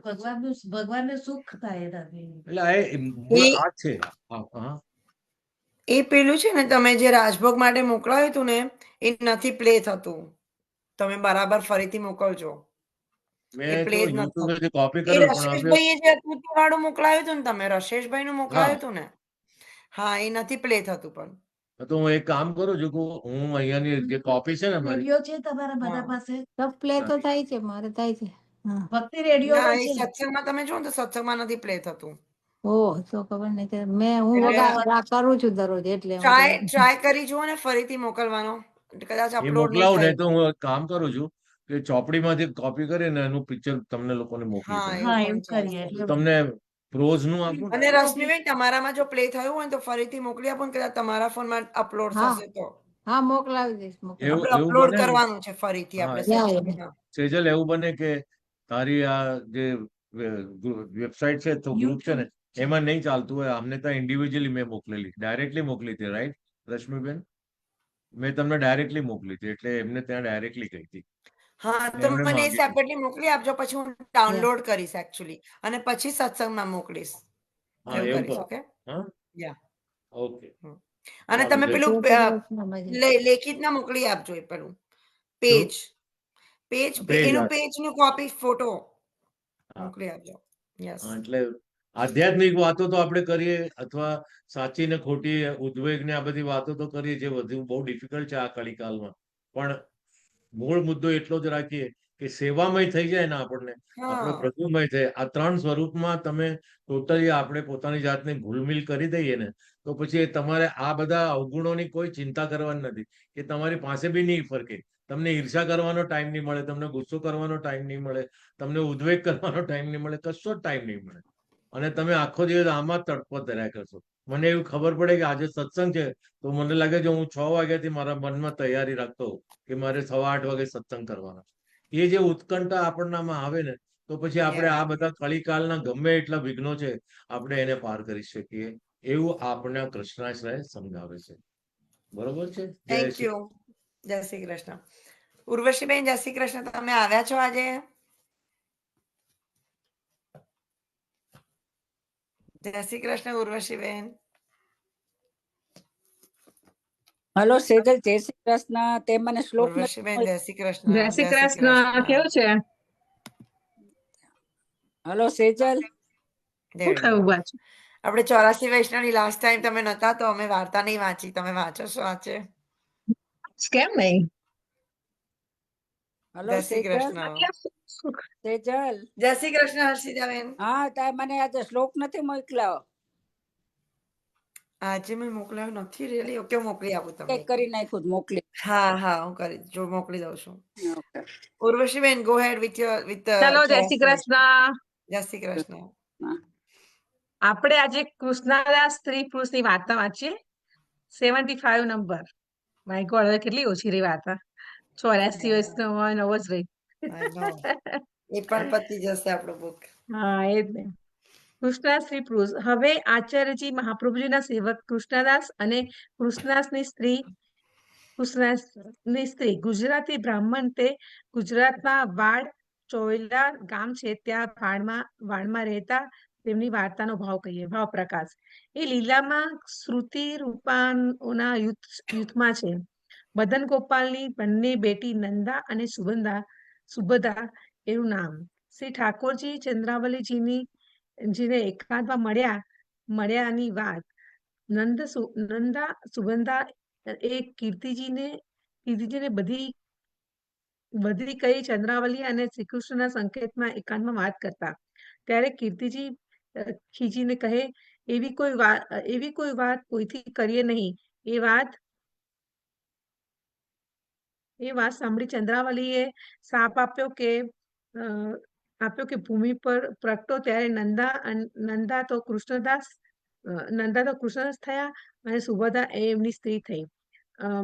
વાડમાં કૃષ્ણદાસ થયા અને ચોયલામાં એક બ્રાહ્મણની ઘરે સ્ત્રી તરીકે પ્રગટ્યા. પછી મોટા થયા. ખબર નહીં આમાં. ત્યારે કૃષ્ણદાસે લગ્ન કર્યું. બાળપણથી જ આ બંનેને એક એવી રીત વૈરાગી અને સાધુ સંત આવે એમની સેવા કરતા. એક દિવસ કૃષ્ણદાસની સ્ત્રી માટી લેવા ગામની 10-5 થોડું છે ને પ્રિન્ટિંગમાં થોડું એ છે એટલે દેખાતું નથી બરાબર. ઓકે, ચાલો હું થોડું છોડી દઉં છું. અહીં સ્ત્રીઓ દબાઈ ગઈ. તે સમયે ગુજરાતના વૈષ્ણવો ઘણા સાથે હતા. તેમને હાથોહાથ બધી માટી હટાવી અને બધી સ્ત્રીઓને કાઢી. તેમાં 2-4 તો અધમરી થઈ ગયેલી અને તે શ્રી આચાર્યજીએ વેદ મંત્ર ભણીને સ્ત્રીઓની ઉપર જળ છાટ્યું એટલે બધી સાવધાન થઈ ગઈ. એટલામાં ગામના લોકો પણ આવ્યા. પછી પોતપોતાના ઘરની સ્ત્રીઓને લઈ ગયા. ત્યારે કૃષ્ણદાસની સ્ત્રીએ શ્રી આચાર્યજીને દંડવત કરીને વિનંતી કરી કે મહારાજ, આપ કોણ છો જે અમને બધી દબાયેલી સ્ત્રીઓને મળતા બચાવી હતી? આપે દયા કરી ભગવાન વિના આ સમયે બીજું કોણ સહાય કરે? ત્યારે શ્રી આચાર્ય કહે, એ તું દેવી જીવ છે, ભગવદીય છે. તેથી ભગવદીય પાછળ બધી સ્ત્રીઓના પ્રાણ પણ બચી ગયા. ત્યારે કૃષ્ણ સ્ત્રીઓ વિનંતી કરી, મહારાજ આપ કૃપા કરીને મારા ઘરે પધારો. પછી સત્તા અંગીકાર કરી. ત્યારે કૃષ્ણદાસ મેઘે કહ્યું, શ્રી આચાર્યજી મહાપ્રભુજી પોતાના સેવકોનું લે છે, બીજા કોઈનું લેતા નથી. આ પ્રકારે વાત કરતા એટલામાં કૃષ્ણદાસ સાંભળ્યું કે સ્ત્રી માટીમાં દબાયેલી છે. તેથી દોડ્યા. ત્યારે સ્ત્રીએ કહ્યું, શ્રી આચાર્યજી મહાપ્રભુજી સાક્ષાત ઈશ્વર છે. તેથી અમને બધી સ્ત્રીઓને કાઢી, જલ છાટી અને જીવાડી, પરંતુ પોતાના સેવકનું લે છે, બીજા કોઈનું લેતા નથી. ત્યારે કૃષ્ણદાસે આચાર્યજીને દંડવત કરીને વિનંતી કરી, મહારાજ અમારા ઘરે પધારો, અમને બંનેને સેવક કરો. ત્યારે શ્રી આચાર્યજી કૃષ્ણદાસને ઘરે પધારી કૃષ્ણદાસને સ્ત્રી સહિત નવડાવી નામ નિવેદન કરાવ્યું. પછી બંનેને વિનંતી કરી કે મહારાજ અમને સેવા પધરાવો. ત્યારે શ્રી આચાર્યજી કહે, તમને વૈષ્ણવ સેવા આપી આવ્યા, ગયા વૈષ્ણવની સેવા કરજો. વળી શ્રી નવનીત પ્રિયાજીના વસ્ત્રની સેવા પધરાવી આપી. 3 રાત્રિ શ્રી આચાર્યજી કૃષ્ણદાસને ઘરે રહી પોતે માર્ગની બધી રીત બતાવી. પછી આપ દ્વારકા પધાર્યા. કૃષ્ણદાસ સહી સેવા કરે છે. આવ્યા ગયા વૈષ્ણવનું સમાધાન કરે અને પછી શ્રી આચાર્યજી દ્વારકાથી પાછા પધાર્યા. ત્યારે એક રાત્રે કૃષ્ણદાસના ઘરે રહી અડેલ પધાર્યા. વાર્તા પ્રસંગ 1. પછી એક સમય 10-15 વર્ષનો ભેગા થઈ અડેલમાં શ્રી આચાર્યજીને દર્શને ચાલ્યા. તે કૃષ્ણદાસને ઘરે આવીને ઉતર્યા. તે દિવસે કૃષ્ણદાસના ઘરે સીધું સામગ્રી કંઈ ન હતું. ત્યારે કૃષ્ણદાસ ઘરે ન હતા. પરંતુ સ્ત્રીએ બધા વૈષ્ણવને દંડવત કરી ઘરમાં મુકામ કરાવ્યો. પછી વિચાર કર્યો કે ઘરમાં તો કઈ છે જ નહીં અને કૃષ્ણદાસ ઘરે નથી, વૈષ્ણવ ભૂખ્યા જશે. તેથી હવે શું ઉપાય કરું? તે ગામમાં એક વાણિયો હતો. તે વાણિયાની સ્ત્રી સુંદર જોઈને તે વાણિયાએ તે આ સ્ત્રીને સુંદર જોઈને વાણિયો કોઈ વાર સ્ત્રીને ટોકે કે તું મારા ઘરે એક રાત્રિ આવે તો તને જે જોતું હોય તો આપો. ત્યારે સ્ત્રીએ વિચાર્યું કે વાણિયાની પાસે જાઉં. પછી વાણિયાની દુકાન પર આવીને કહ્યું, એક રાત્રિ આવીશ, સીધું સામગ્રી જોઈએ છે. ત્યારે વાણિયાએ અપ્રસન્ન થઈને જે માંગ્યું તે આપ્યું. ત્યારે સ્ત્રી સામગ્રી લઈ આવી. સ્નાન કરી ઠાકોરજીને ભોગ કરી વૈષ્ણવને મહાપ્રસાદ ખવડાવ્યો. બચ્યો તે ગાયોને ખવડાવ્યો. પોતે એમાંથી કાંઈ લીધું નહીં. પછી સીધું સામગ્રી લઈ કૃષ્ણદાસ સાંજે ઘરે આવ્યા. તે વૈષ્ણવ જોઈને પ્રસન્ન થયા. બધા મળ્યા અને પૂછ્યું ક્યારે આવ્યા? ત્યારે વૈષ્ણવે કહ્યું કે મધ્યાહન સમયે આવ્યા છીએ. ત્યારે કૃષ્ણદાસે સ્ત્રીને કહ્યું, વૈષ્ણવ ભૂખ્યા હશે, સીધું લઈ રસોઈ કરો. ત્યારે સ્ત્રીએ કહ્યું કે મહાપ્રસાદ લઈ ચૂક્યા છે, ચિંતા ના કરો. ત્યારે કૃષ્ણદાસ કહ્યું, વૈષ્ણવે ક્યાંથી લીધું? ઘરમાં તો કોઈ હતું નથી. ત્યારે સ્ત્રીએ જે પ્રકારે કર્યું હતું તે બધું કર્યો. ત્યારે સ્ત્રીને દંડવત કરી કૃષ્ણદાસ કહે, તું ધન્ય છે તેમ છે કે તે મારો ધર્મ રાખ્યો. પછી રાત્રિ રસોઈ કરી ભોગ કરી વૈષ્ણવને લેવડાવી સ્ત્રી પુરુષે પ્રસાદ લીધો. રાત્રે વૈષ્ણવ સાથે મળીને કીર્તન વાર્તા કરી. સવારે વૈષ્ણવ ચાલવા લાગ્યા. ત્યારે વિનંતી કર્યું કે મારા ઘરેથી વૈષ્ણવ ભૂખ્યા ના જાય. તેથી સ્ત્રી સહિત કૃષ્ણદાસ જલ્દીથી રસોઈ કરી ભોગ કરી મહાપ્રસાદ લેવડાવી વૈષ્ણવની પ્રીતિ સહિત વિદાય કરી. થોડી દૂર સુધી કૃષ્ણદાસ પહોંચાડવા ગયા અને પછી ઘરે આવી સ્ત્રી સહિત મહાપ્રસાદ લીધો. પછી સંધ્યા થઈ. ત્યારે કૃષ્ણદાસે સ્ત્રીને કહ્યું, તું તે વાણિયાને કાલે વચન થઈને આવી છો. તે વાણિયાને માર્ગ રાહ જોતો હશે. તેથી સામગ્રીથી આપનો મનોરથ સિદ્ધ થયો છે. આપનો ધર્મ રહ્યો છે. તેથી તેનો મનોરથ પણ સિદ્ધ કરવો જોઈએ. માટે નાહીને શૃંગાર કરી લે. ત્યારે તે શ્રી ઉપટન લગાડી નાહી કાજળ મહેંદી સિંદૂર લગાડી પગમાં મહાવર લગાવ્યું. પછી ચાલવા લાગી. તે વખતે વર્ષાના દિવસો હતા. મેં વરસવા લાગ્યો. અંધારો થઈ ગયો. ત્યારે કૃષ્ણદાસ કહ્યું, માર્ગમાં કીચડ થયો છે, તેથી તારો પગ કીચડમાં ભરાઈ જશે અને પગ મહેંદીથી ધોવાઈ જશે. તે ઠીક નહીં. વાણિયો નારાજ થાય. તેથી તું ખભા ઉપર ચડી જા. ઓ માય ગોડ, ધન્ય છે. ચડી જા, હું તને દુકાન પર ઉતારી આવું છે. પછી સ્ત્રીએ ખભા પર ચડાવી અને તેની દુકાન પર પહોંચાડી. કૃષ્ણદાસ પોતે ઘરે આવ્યો. સ્ત્રીએ વાણિયાને બોલાવ્યો કે કમાન ખોલ. એટલે વાણિયો મનમાં પ્રસન્ન થઈને પાણીનો લોટો આવ્યો અને કહ્યું, કિચનના પગ ધોઈ લે. ત્યારે સ્ત્રીએ કહ્યું, મારા સૂકા અને સારા પગ છે. ત્યારે વાણિયાએ કહ્યું, માર્ગમાં કીચડ ઘણો હતો તો તારા પગ કોરા કેવી રીતે થયા? ત્યારે સ્ત્રીએ કહ્યું, મારા પગ કોરા છે. ત્યારે એ વાત પૂછીને શું કામ છે? તારું કામ છે તે તું કર. ત્યારે વાણિયાએ કહ્યું કે તું આ વાત સાચી બતાવી દે. કોરા વરસાદમાં કેમ રહ્યા? ત્યારે સ્ત્રીએ કહ્યું, મારા પતિ પોતાના ખભા પર બેસાડીને મને દુકાન પર ઉતારી ગયો. વાણિયાએ કહ્યું, તે આ બધી વાત સાચી કહી? તારો પતિ ત્યારે કેમ આવ્યો? વળી તું કોઈ દિવસ મારાથી બોલતી નહીં અને આજે તું તારા મુખથી જ કહ્યું કે હું રાત્રિ આવીશ. એમ કહીને ફક્ત સીધું સામગ્રી લીધા, કોઈ દ્રવ્ય આદિ માંગ્યું નહીં. આ બધાનું કારણ મને કહે. ત્યારે સ્ત્રીએ કહ્યું, મારા ઘરે વૈષ્ણવ મારા ગુરુભાઈ 10-5 આવેલા. ત્યારે ઘરમાં કંઈ હતું નહીં. તેથી મેં વિચાર્યું કે આ દેહ શા કામમાં આવે? વૈષ્ણવ ભૂખ્યા રહેશે તો તે સારું નહીં. તેથી એમને સીધું લઈ અને વૈષ્ણવને મહાપ્રસાદ કરાવ્યો. તેથી મારો પતિ મારા પર પ્રસન્ન થઈ અને મને તારી દુકાને ઉતારી ગયો. તેથી તું તારા મનમાં ડરીશ નહીં. એ સાંભળી વાણિયો પોતાની જાતને ધિક્કારવા લાગ્યો અને કહ્યું કે તમે સ્ત્રી પુરુષ ધન્ય છો. પછી સ્ત્રીને દંડવત કરીને કહ્યું, તું મારી ધર્મપત્ની ધર્મની બહેન છે, મારો અપરાધ ક્ષમા કર. પછી એક નવી સાડી પહેરાવી અને કૃષ્ણદાસે ઘરે લઈ ગયો. ત્યાં જઈ કૃષ્ણદાસે દંડવત કરીને કહ્યું, હું મહાપાપી છું, મારો અપરાધ ક્ષમા કરો. મારો ધર્મ સાચો છે, તમારો ધર્મ સાચો છે અને હવે મને કૃપા કરીને શરણે લો. આ મારી ધર્મની બહેન છે અને તમે મારા વનેવી છો, મારા પૂજ્ય છો. હવે મને તમારા શરણે લઈ અને આ સંસારના દુઃખથી છોડાવો. ત્યારે કૃષ્ણદાસ કહે, અમે તો કોઈ સેવક કરતા નથી. અમે પણ શ્રી આચાર્યજીના સેવક છીએ. તમે પણ શ્રી આચાર્યજીના સેવક થઈ કૃતાર્થ થાઓ. હવે થોડા દિવસમાં શ્રી આચાર્યજી દ્વારકા પધારશે ત્યારે તમે સેવક થજો. પછી વાણિયો પોતાના ઘરે આવ્યો અને ત્યાર પછી નિત્ય સવારે વાણિયો કૃષ્ણદાસને નમન કરી જતો. આવ શું વાર્તા છે. વાવ.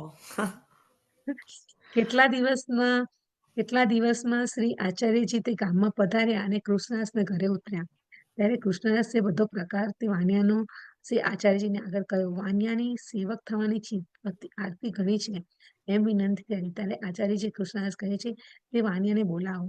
એટલે કૃષ્ણદાસે વાણિયાને જઈને કહે, શ્રી આચાર્યજી મહાપ્રભુજી પધાર્યા છે. ત્યારે તે વાણિયો કૃષ્ણદાસ સાથે શ્રી આચાર્યજી દંડવત કરી વિનંતી કરી કે મહારાજ, હું મહા અધમ છું, મારા પર કૃપા કરો. ત્યારે શ્રી આચાર્યજીએ વાણિયાને નવડાવી નામ સંભળાવી બ્રહ્મ સમન કરાવ્યું અને જ્ઞાનચંદ નામ ધર્યું. પછી પોતે તે વાણિયાને કહે છે, કૃષ્ણદાસના સંગથી તને જ્ઞાન થયું છે, તેથી તું કૃષ્ણદાસનો સંગ કરજે, તે વડે તને ભગવત પ્રાપ્તિ થશે. પછી કૃષ્ણદાસના ઘરે શ્રી આચાર્યજી રસોઈ પાક ધરી ભોજન કરીને પોડ્યા. પ્રાતઃકાળ થયે આગળ પધાર્યા. ત્યારે કૃષ્ણદાસ થોડેક દૂર પહોંચ્યા ત્યારે શ્રી આચાર્યજીએ કહે, કૃષ્ણદાસ, તું ધન્ય છે કે અમે વૈષ્ણવ સેવાની આજ્ઞા તને કરી હતી. તેથી જ તે વૈષ્ણવની સેવા તન મન ધનથી કરી. તેથી તારા સમાન બીજું કોઈ નથી. એમ કહી શ્રી આમ પધાર્યા. કૃષ્ણદાસ ઘરે આવ્યા. એવા ભગવદીય કૃષ્ણદાસ સ્ત્રી સહિત શ્રી આચાર્યજીના કૃપાપાત્ર હતા. તેમના સંગથી વાણિયો ભલો વૈષ્ણવ થયો. તેથી કૃષ્ણદાસ સ્ત્રી પુરુષની વાર્તા ક્યાં સુધી કહીએ. ભાવ પ્રકાશ. તે વાણિયો લીલાઓમાં ગોપ છે, પેલી એનું નામ છે અને મૂળમાં દેવી જીવ છે. એ રીતે કૃષ્ણદાસના સંગથી નામ નિવેદન થયું અને પછી સારો કૃપાપાત્ર થયો. કૃષ્ણદાસની વાર્તા અનિર્વચનીય છે. વૈષ્ણવમાં દ્રઢ ધર્મ હોય તો તે આ વાર્તાને કહે, સાંભળે અને કાચી તાસાવાળા વૈષ્ણવ આવું સાંભળીને ક્રિયા કરવાનું મન કરે તો ભ્રષ્ટ થાય. કેમ કે કૃષ્ણદાસ સ્ત્રી પુરુષ તો શ્રી આચાર્યજીના અંગીકૃત છે. એમના હૃદયમાં શ્રી આચાર્યજી વિરાજ છે, તેથી અગ્નિરૂપ છે. એમના ઉપર કોઈ લૌકિક દ્રષ્ટિ કરે તો ભસ્મ થઈ જાય. આ તો વાણિયા ઉપર કૃપા કરવા માટે જ આ પ્રકાર કર્યો છે અને વૈષ્ણવ સેવા અત્યંત દુર્લભ દેખાડી. શ્રી ઠાકોરજીનો અને ગુરુનો દાસ થઈ સેવા કરે તો તે ઠીક, પરંતુ વૈષ્ણવ દાસની સેવા કરવી ઘણી કઠિન છે. એનો આ સિદ્ધાંત દેખાડ્યો. જય શ્રી કૃષ્ણ. વાવ. કેટલી સરસ વાર્તા છે. My God. બહુ જ સરસ છે. ભગવાનની સેવા કરવામાં પોતાનું આખું વેચવા તૈયાર થઈ ગઈ. Very inspiring. Very inspiring. Thank you ઉર્વશીબેન. તમને લાસ્ટ ટાઈમ મિસ કર્યા હતા. આઈ ડોન્ટ નો તમે સત્સંગ કેમ મિસ કર્યો. ના એ સોરી, ખબર નહીં, મને ખ્યાલ જ ઊંઘી ના ગયા રહ્યો અને મારો ફોન નીચેનો ઉપર, એટલે મને ખ્યાલ જ નહીં તો ફોન કર્યો. પછી મને યાદ આવ્યું તો મેં તું માય ગોડ, સીધા સત્સંગ પતી ગયેલો. હતા. Thank you. થેન્ક યુ પણ મને આવું લેવો આપવા બદલ થેન્ક યુ વેરી મચ. પછી ભજન ગાજો એન્ડમાં. આજે ગાવાનું છે રસિયા. શ્યોર ગાજો. આજે રસિયા ગાવાનું છે. હા આપણે ગીતાજીનું પારાયણ કરી દઈએ તો હા, હું ત્યાં સુધી મારું રસ્યું શોધી નાખું. ચેપ્ટર 18મો શ્લોક 56મો 56 શ્લોક. નીતાબેન નથી આવ્યા?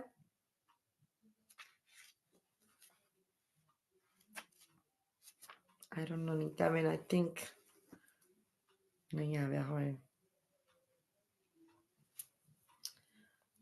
બીજા કોઈ લઈ લેશો? આઈ થિંક કલ્પનાબેન તમારી પાસે છે. Kalpana Shah, you have the same ગીતાજી. હું તમને મોકલાવી દઉં શ્લોક તો પણ. શ્લોક નંબર 56 લઈ લો ને. એક પેરેગ્રાફ જ છે. 1 મિનિટ હું તમને મોકલાવું.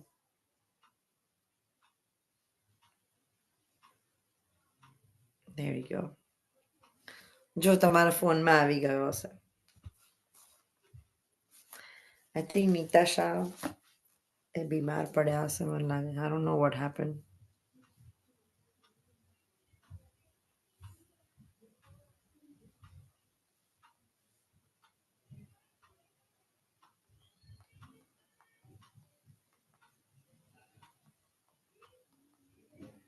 સેજલ નહીં ખુલ્યો, સોરી. જય શ્રી કૃષ્ણ કલ્પનાબેન. તમે અનમ્યુટ પર છો. મ્યુટ હવે ટ્રાય કરો. You are on mute. Can you try again? Kalpana Shah. There you are. ના પણ મારે મને શ્લોક જ નથી ખોલાતો. એક મિનિટ.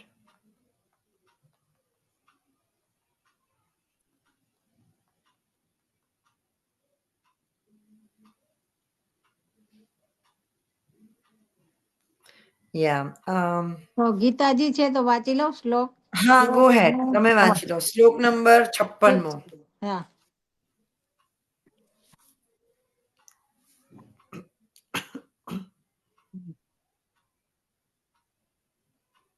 આધ્યાય 18મો શ્લોક 56મો.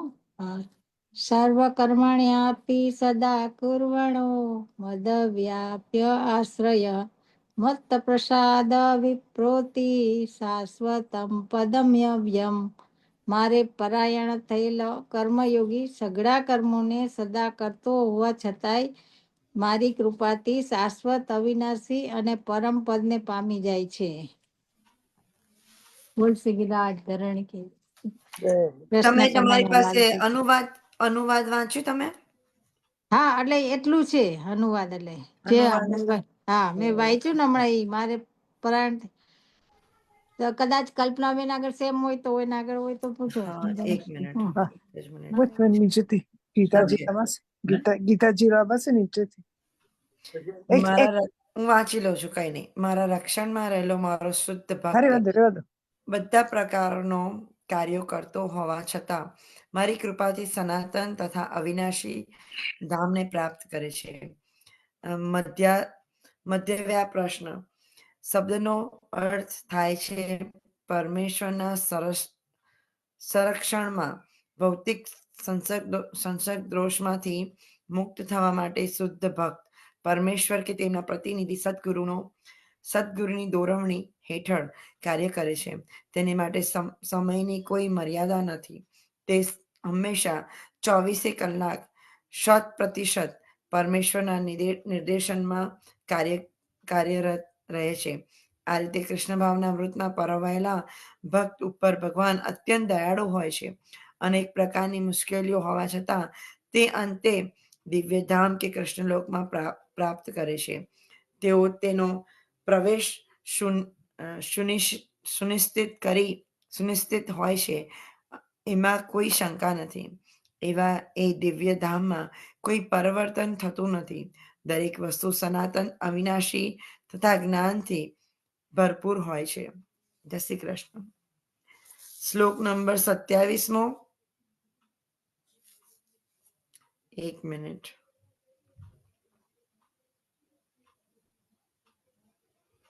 રીટાંડી તમારો ફોન છે તમારી પાસે? કેમ કે 2-3 જણા જે બીમાર છે ને એટલે નથી આવ્યા. હા, જણાયું નહીં. હું તમને એ મોકલું છું, તમને મળશે. શ્લોક મોકલી આપું. કયો શ્લોક? શ્લોક નંબર 57. મારી પાસે ગીતાજી છે, એમાંથી વાંચી લો. પણ અનુવાદ એનું હશે બરાબર? હા છે. હું ફરીથી પણ તમને મોકલી દઉં છું, જસ્ટ ઇન કેસ. મારી પાસે પેલી જ ગીતાજી છે, તારી પાસે છે જ ગીતાજી છે. Okay, don't worry. એક જ મિનિટ, હું ગીતાજી લઈ લઉં. ઓકે. હા, મેં તમને ફોનમાં તો મોકલી દીધો છે એકચ્યુઅલી.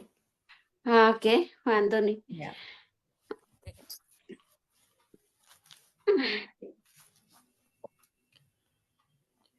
57, રાઈટ? યા. ઓકે. અવાજ છે જ નહીં.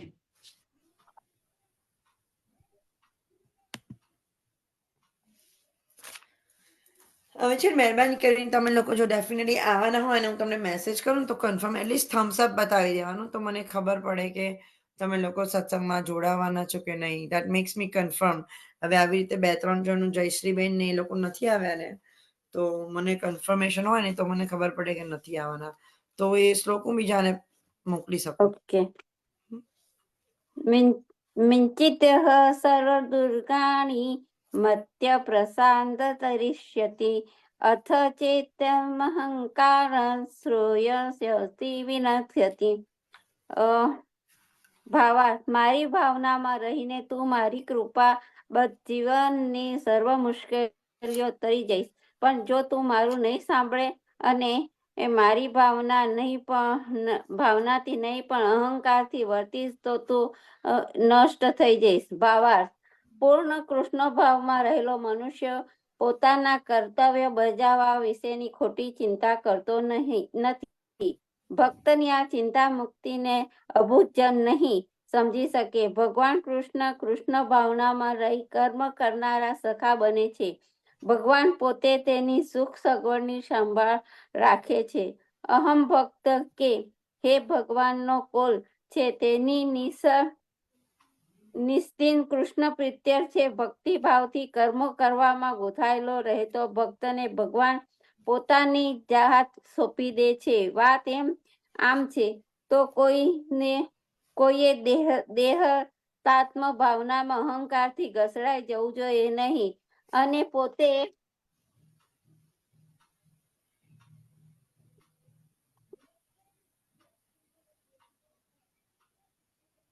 પ્રકૃતિના નિયમોથી સ્વતંત્ર છે અને સ્વેચ્છાચાર કરી શકે છે એમ ખોટી રીતે માનવું જોઈએ નહીં. મનુષ્ય પહેલેથી જ પ્રકૃતિના કડક નિયમોને આધીન છે.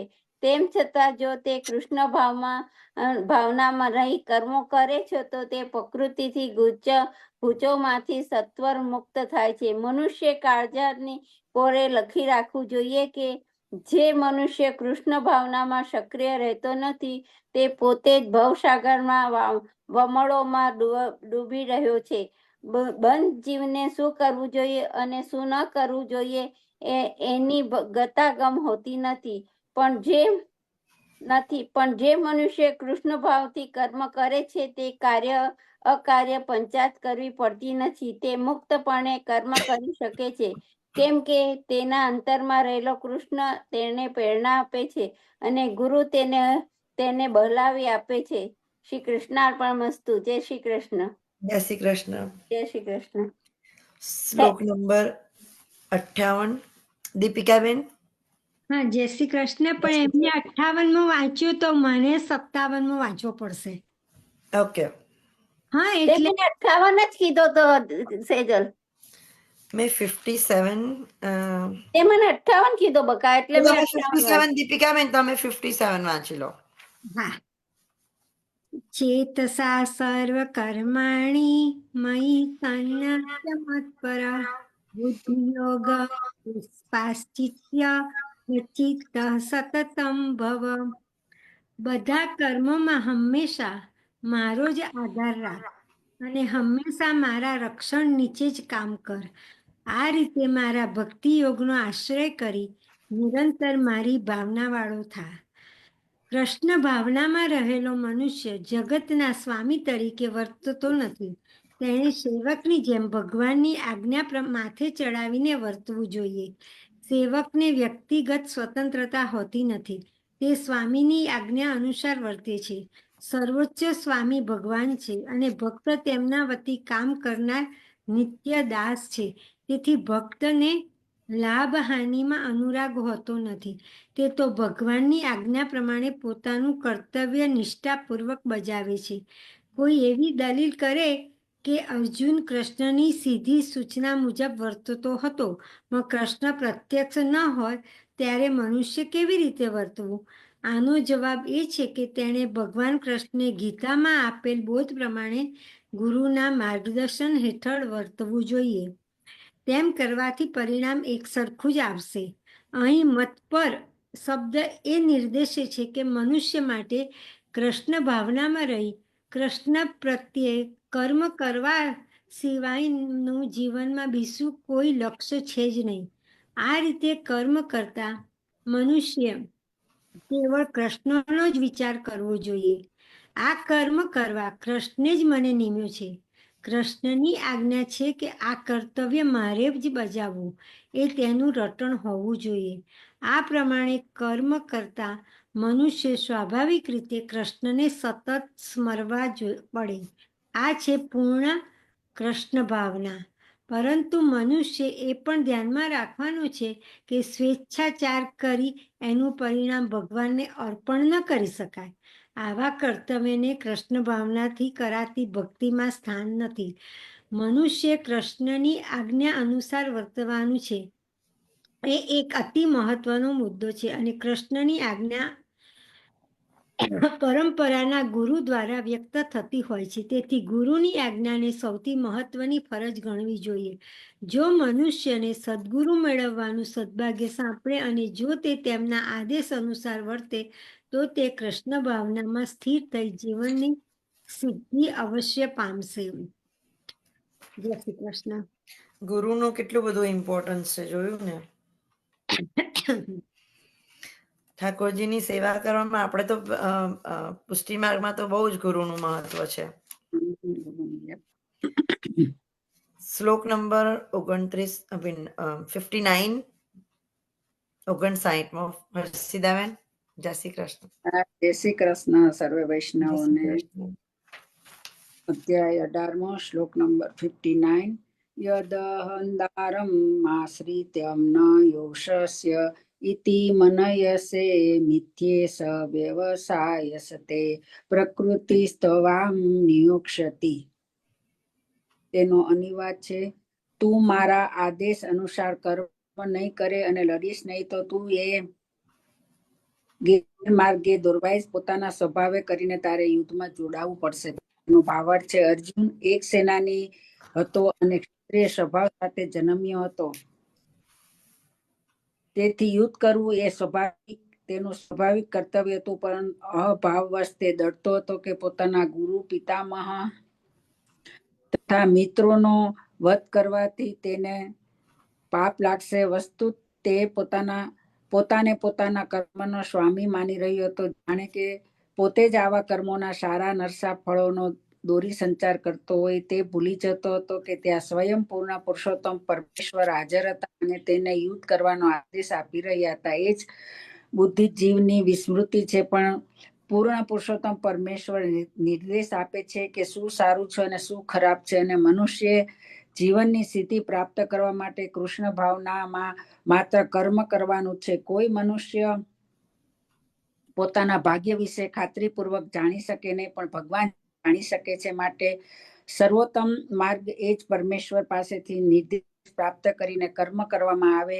ભગવાન અથવા ભગવાનના પ્રતિનિધિ સ્વરૂપ ગુરુના આદેશની ઉપેક્ષા કોઈએ કરવી જોઈએ. મનુષ્ય પૂર્ણ પુરુષોત્તમ પરમેશ્વરની આજ્ઞાનું પાલન કરવા, આનાકાની કર્યા વગર કર્મ કરવું જોઈએ. આનાથી તે બધા સંજોગોમાં સુરક્ષિત રહેશે. જય શ્રી કૃષ્ણ. કેટલું સરસ કીધું. પરફેક્ટ છે. Very very good. True. Krishna ભાવનામૃતમાં તમે સેવા કરતા અને એમના જ કર્મ કયા પ્રમાણે કરતા રહો, તમે બીજે કશે આનાકાની કર્યા વગર સુરક્ષિત રહેશો. Very true. શ્લોક નંબર 60 રશ્મિબેન. જય શ્રી કૃષ્ણ. જય શ્રી કૃષ્ણ. જય શ્રી કૃષ્ણ. અધ્યાય 18મો શ્લોક નંબર 60. સ્વભાવે જન કૌંતેય નિર્બુધ સ્વેન કર્મણા કંતુ નેચ્છસી યન મોહતા કરિષ્યવશો અપી તતઃ. એનો અનુવાદ છે, અત્યારે તું મોહવશ મારા નિર્દેશ પ્રમાણે કર્મ કરવાની ના પાડી રહ્યો છે, પરંતુ હે કુંતી પુત્ર, તારા પોતાના સ્વભાવજન્ય કર્મથી વિવશ બનીને તું તે જ કરીશ. ભાવાર્થ છે, જો મનુષ્ય પરમેશ્વરના નિર્દેશન અનુસાર કર્મ કરવાનો નન્નો ભણે છે તો એ તે જ ગુણોમાં અવસ્થિત હોય છે. તે ગુણો મુજબ કર્મ કરવાની તેને ફરજ પડે છે. દરેક મનુષ્ય પ્રકૃતિ અને ગુણોના વિશેષ સંયોગમાં પ્રભાવ હેઠળ જ હોય છે અને તે પ્રમાણે કાર્ય કરે છે. પરંતુ જે મનુષ્ય સ્વેચ્છાથી પરમેશ્વરના નિર્દેશ પ્રમાણે પોતાના કાર્યરત કરે છે તે મહિમાશાળી બને છે. Wow. તુલસીરાજ તણકી જય. સરસ સરસ હતું. Thank you. જય શ્રી કૃષ્ણ. જય શ્રી કૃષ્ણ. આજે રસિયા ગાવા છે તો આપણે ભાગવત પુરાણ નેક્સ્ટ ટાઈમ કરીશું રીટા આંટી. હોળી ચાલી રહી છે તો વાંધો નહીં. હોળીમાં આપણે હોળીનો પણ થોડો રસપાન કરીએ. તો આઈ અને think Sejal, okay, happy Urvashiben, anniversary Sejal. Thank you. Oh, happy anniversary! Happy Wow. Thank you. Anniversary. આજે એનિવર્સરીમાં તો સત્સંગ વધારે કરવો પડે. હા I know. સેજલ કેટલા વર્ષ થયા? 16 16 વર્ષ. 2009 માં થયા હતા ને? યા મારી દીકરીના પણ 2009 માં જ થયા હતા. Wow yeah it's happy amazing. Anniversary Sejal. મને ખબર પડી કે આજે ઠાકોરજીનો પણ પાટોત્સવ છે તો આઈ વોઝ વેરી હેપી. સરસ. આજ સારો દિવસ સેજલ, છે. હા, સારો દિવસ હતો. એનિવર્સરી સેજલ. તારી ફેબ્રુઆરીમાં મારી દીકરીના માર્ચમાં થયેલા. બસ એટલો જ ઓકે ફેર. યા હા. માર્ચ અને ફેબ્રુઆરી રાઈટ. હેપી અમારે તો બે વખત એનિવર્સરી મેરેજ સેજલ. કર્યા. મેં 2 વખત મેરેજ કર્યા. હે એક તો ને? મારે કોર્ટ મેરેજ હતું ને પછી પેલું ટ્રેડિશનલ મેરેજ કર્યું. ઓકે, બરાબર છે. So yeah. Sejal happy happy Okay, go ahead. Anniversary. ઉર્વશીબેન તમે ગાવાના છો પહેલા? હા, ગાઉં. પહેલા ગાઉં? Sure. Go ahead. Okay.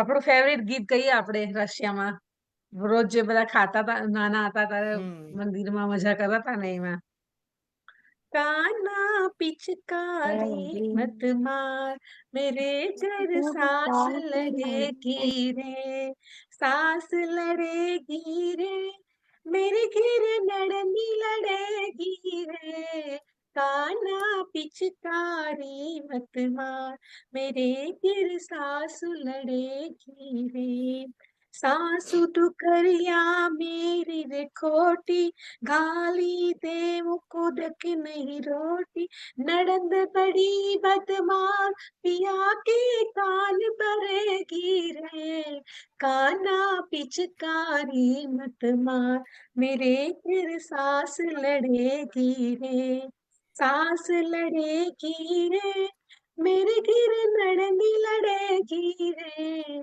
काना पिचकारी मत मार जाय जाय बात पिया को बोले एक की चार चार की सोले ये रानी जेठानी मेरी जन्म की बेरन सुबह करेगी रे काना पिचकारी मत मार मेरे गिर सास लड़ेगी रे सास लड़ेगी रे मेरी गिर नड़ंदी लड़ेगी रे काना पिचकारी मत मार मेरे गिर सास लड़ेगी रे याम न बिगड़े श्याम तुम्हारो देश निकाल होयक हमारो व्रज की नारी दे दे ताली हंसी करेगी रे हे व्रज की नारी दे दे गाली हंसी करेगी रे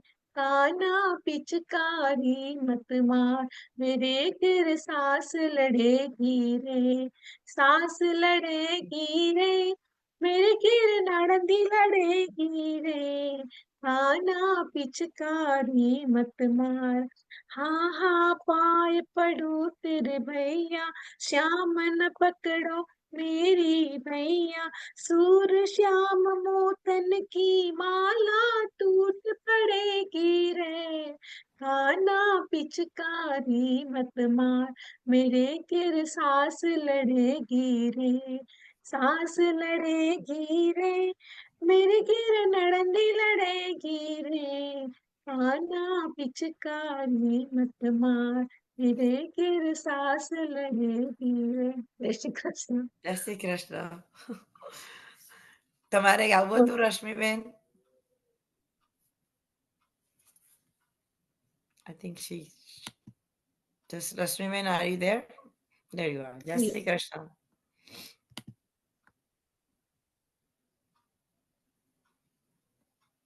મ્યુટ પર છો તમે.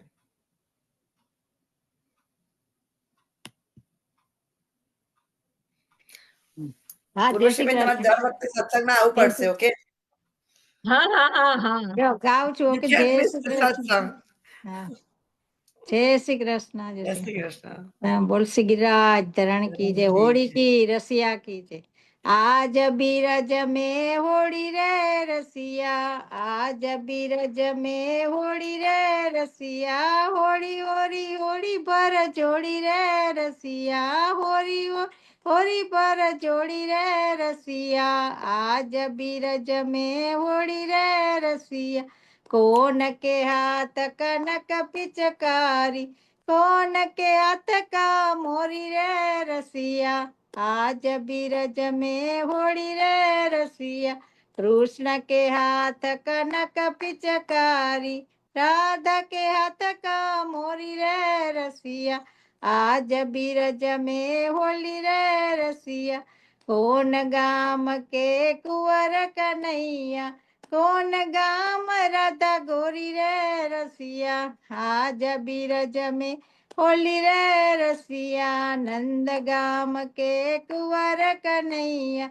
बरसाने की राधा गोरी रे रसिया, आज बीरज में होली रे रसिया, अपने अपने घर से निकसी, कोई सावरी कोई गोरी रे रसिया, आज बीरज में होली रे रसिया, उड़त गुलाल भय बादर, केसर रंग को घोरी रे रसिया, आज बीरज में होली रे रसिया, बाजत ताल मृदक झांझ डप, और नागर के जोरी रे रसिया, आज बीरज में होली रे रसिया, के मन लाल गुलाल मंगाई, के मन केसर घोड़ी रे रसिया, आज बीरज में होली रे रसिया, सो मन लाल गुलाल मंगाई, 10 मन केसर घोड़ी रे रसिया, आज बीरज में होली रे रसिया, चंद्र सखी बज बाल कृष्ण छवि, जुग जुग जियो यह जोरी रे रसिया, आज बीरज में होली रे रसिया, होली होली होली पर चोली रे रसी। बोल श्री गिरिराज धरण की जय, होली की रसिया की जय, कृष्ण कन्हैया लाल की जय। ચક્ષુસા, બીજા કોઈને ગાવાનું છે? ચક્ષુસા, તને ગાવાનું છે? મેમ રેડી નથી. તો તું આશ્રપદ લેવાની છે ને? હા હા લઈ લો. ઓકે. બીજા કોઈને ગાવું છે? આપણે આશ્રપદ લઈએ પહેલા ગાવું છે કોઈને? ગો હેડ ચક્ષુસા. જય શ્રી કૃષ્ણ. ઓકે, જય શ્રી કૃષ્ણ. શ્રી કૃષ્ણ કનૈયા લાલ કી જય. હોળી બહુ જલ્દી આવી ગઈ. આઈ નો રાઈટ. કઈ તારીખે છે? 14મી તારીખે છે કદાચ. માર્ચ 14 ને?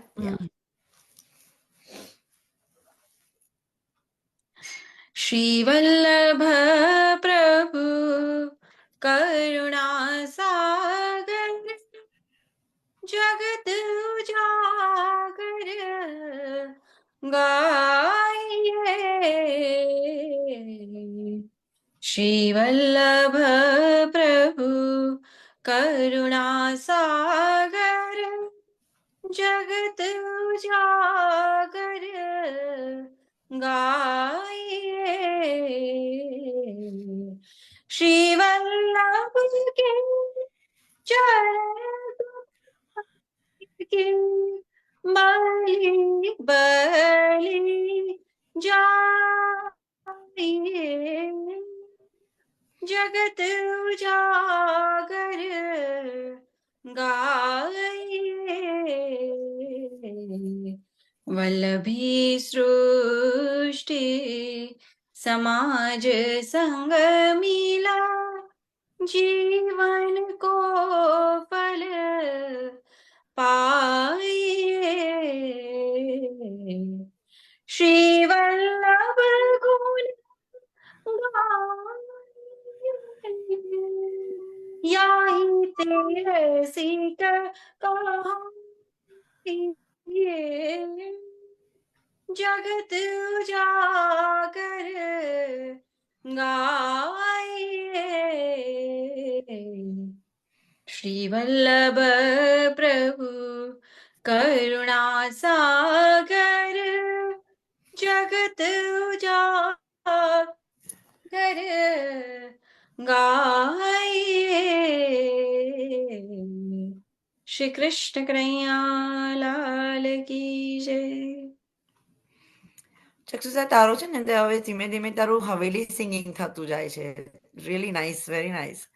It's moving towards this haveli singing tone અને રાગ. Which is very good. Vasant, હા વસંત જ નાઇસ, રાગ. Very nice. બહુ જ હવેલીનું જે કીર્તન અને સંગીત હોય ને એના જેવું થતું જાય છે. Good. I am so proud of you. We need it. Thank you. Shri Krishna Kanhaiya Lal કી જય.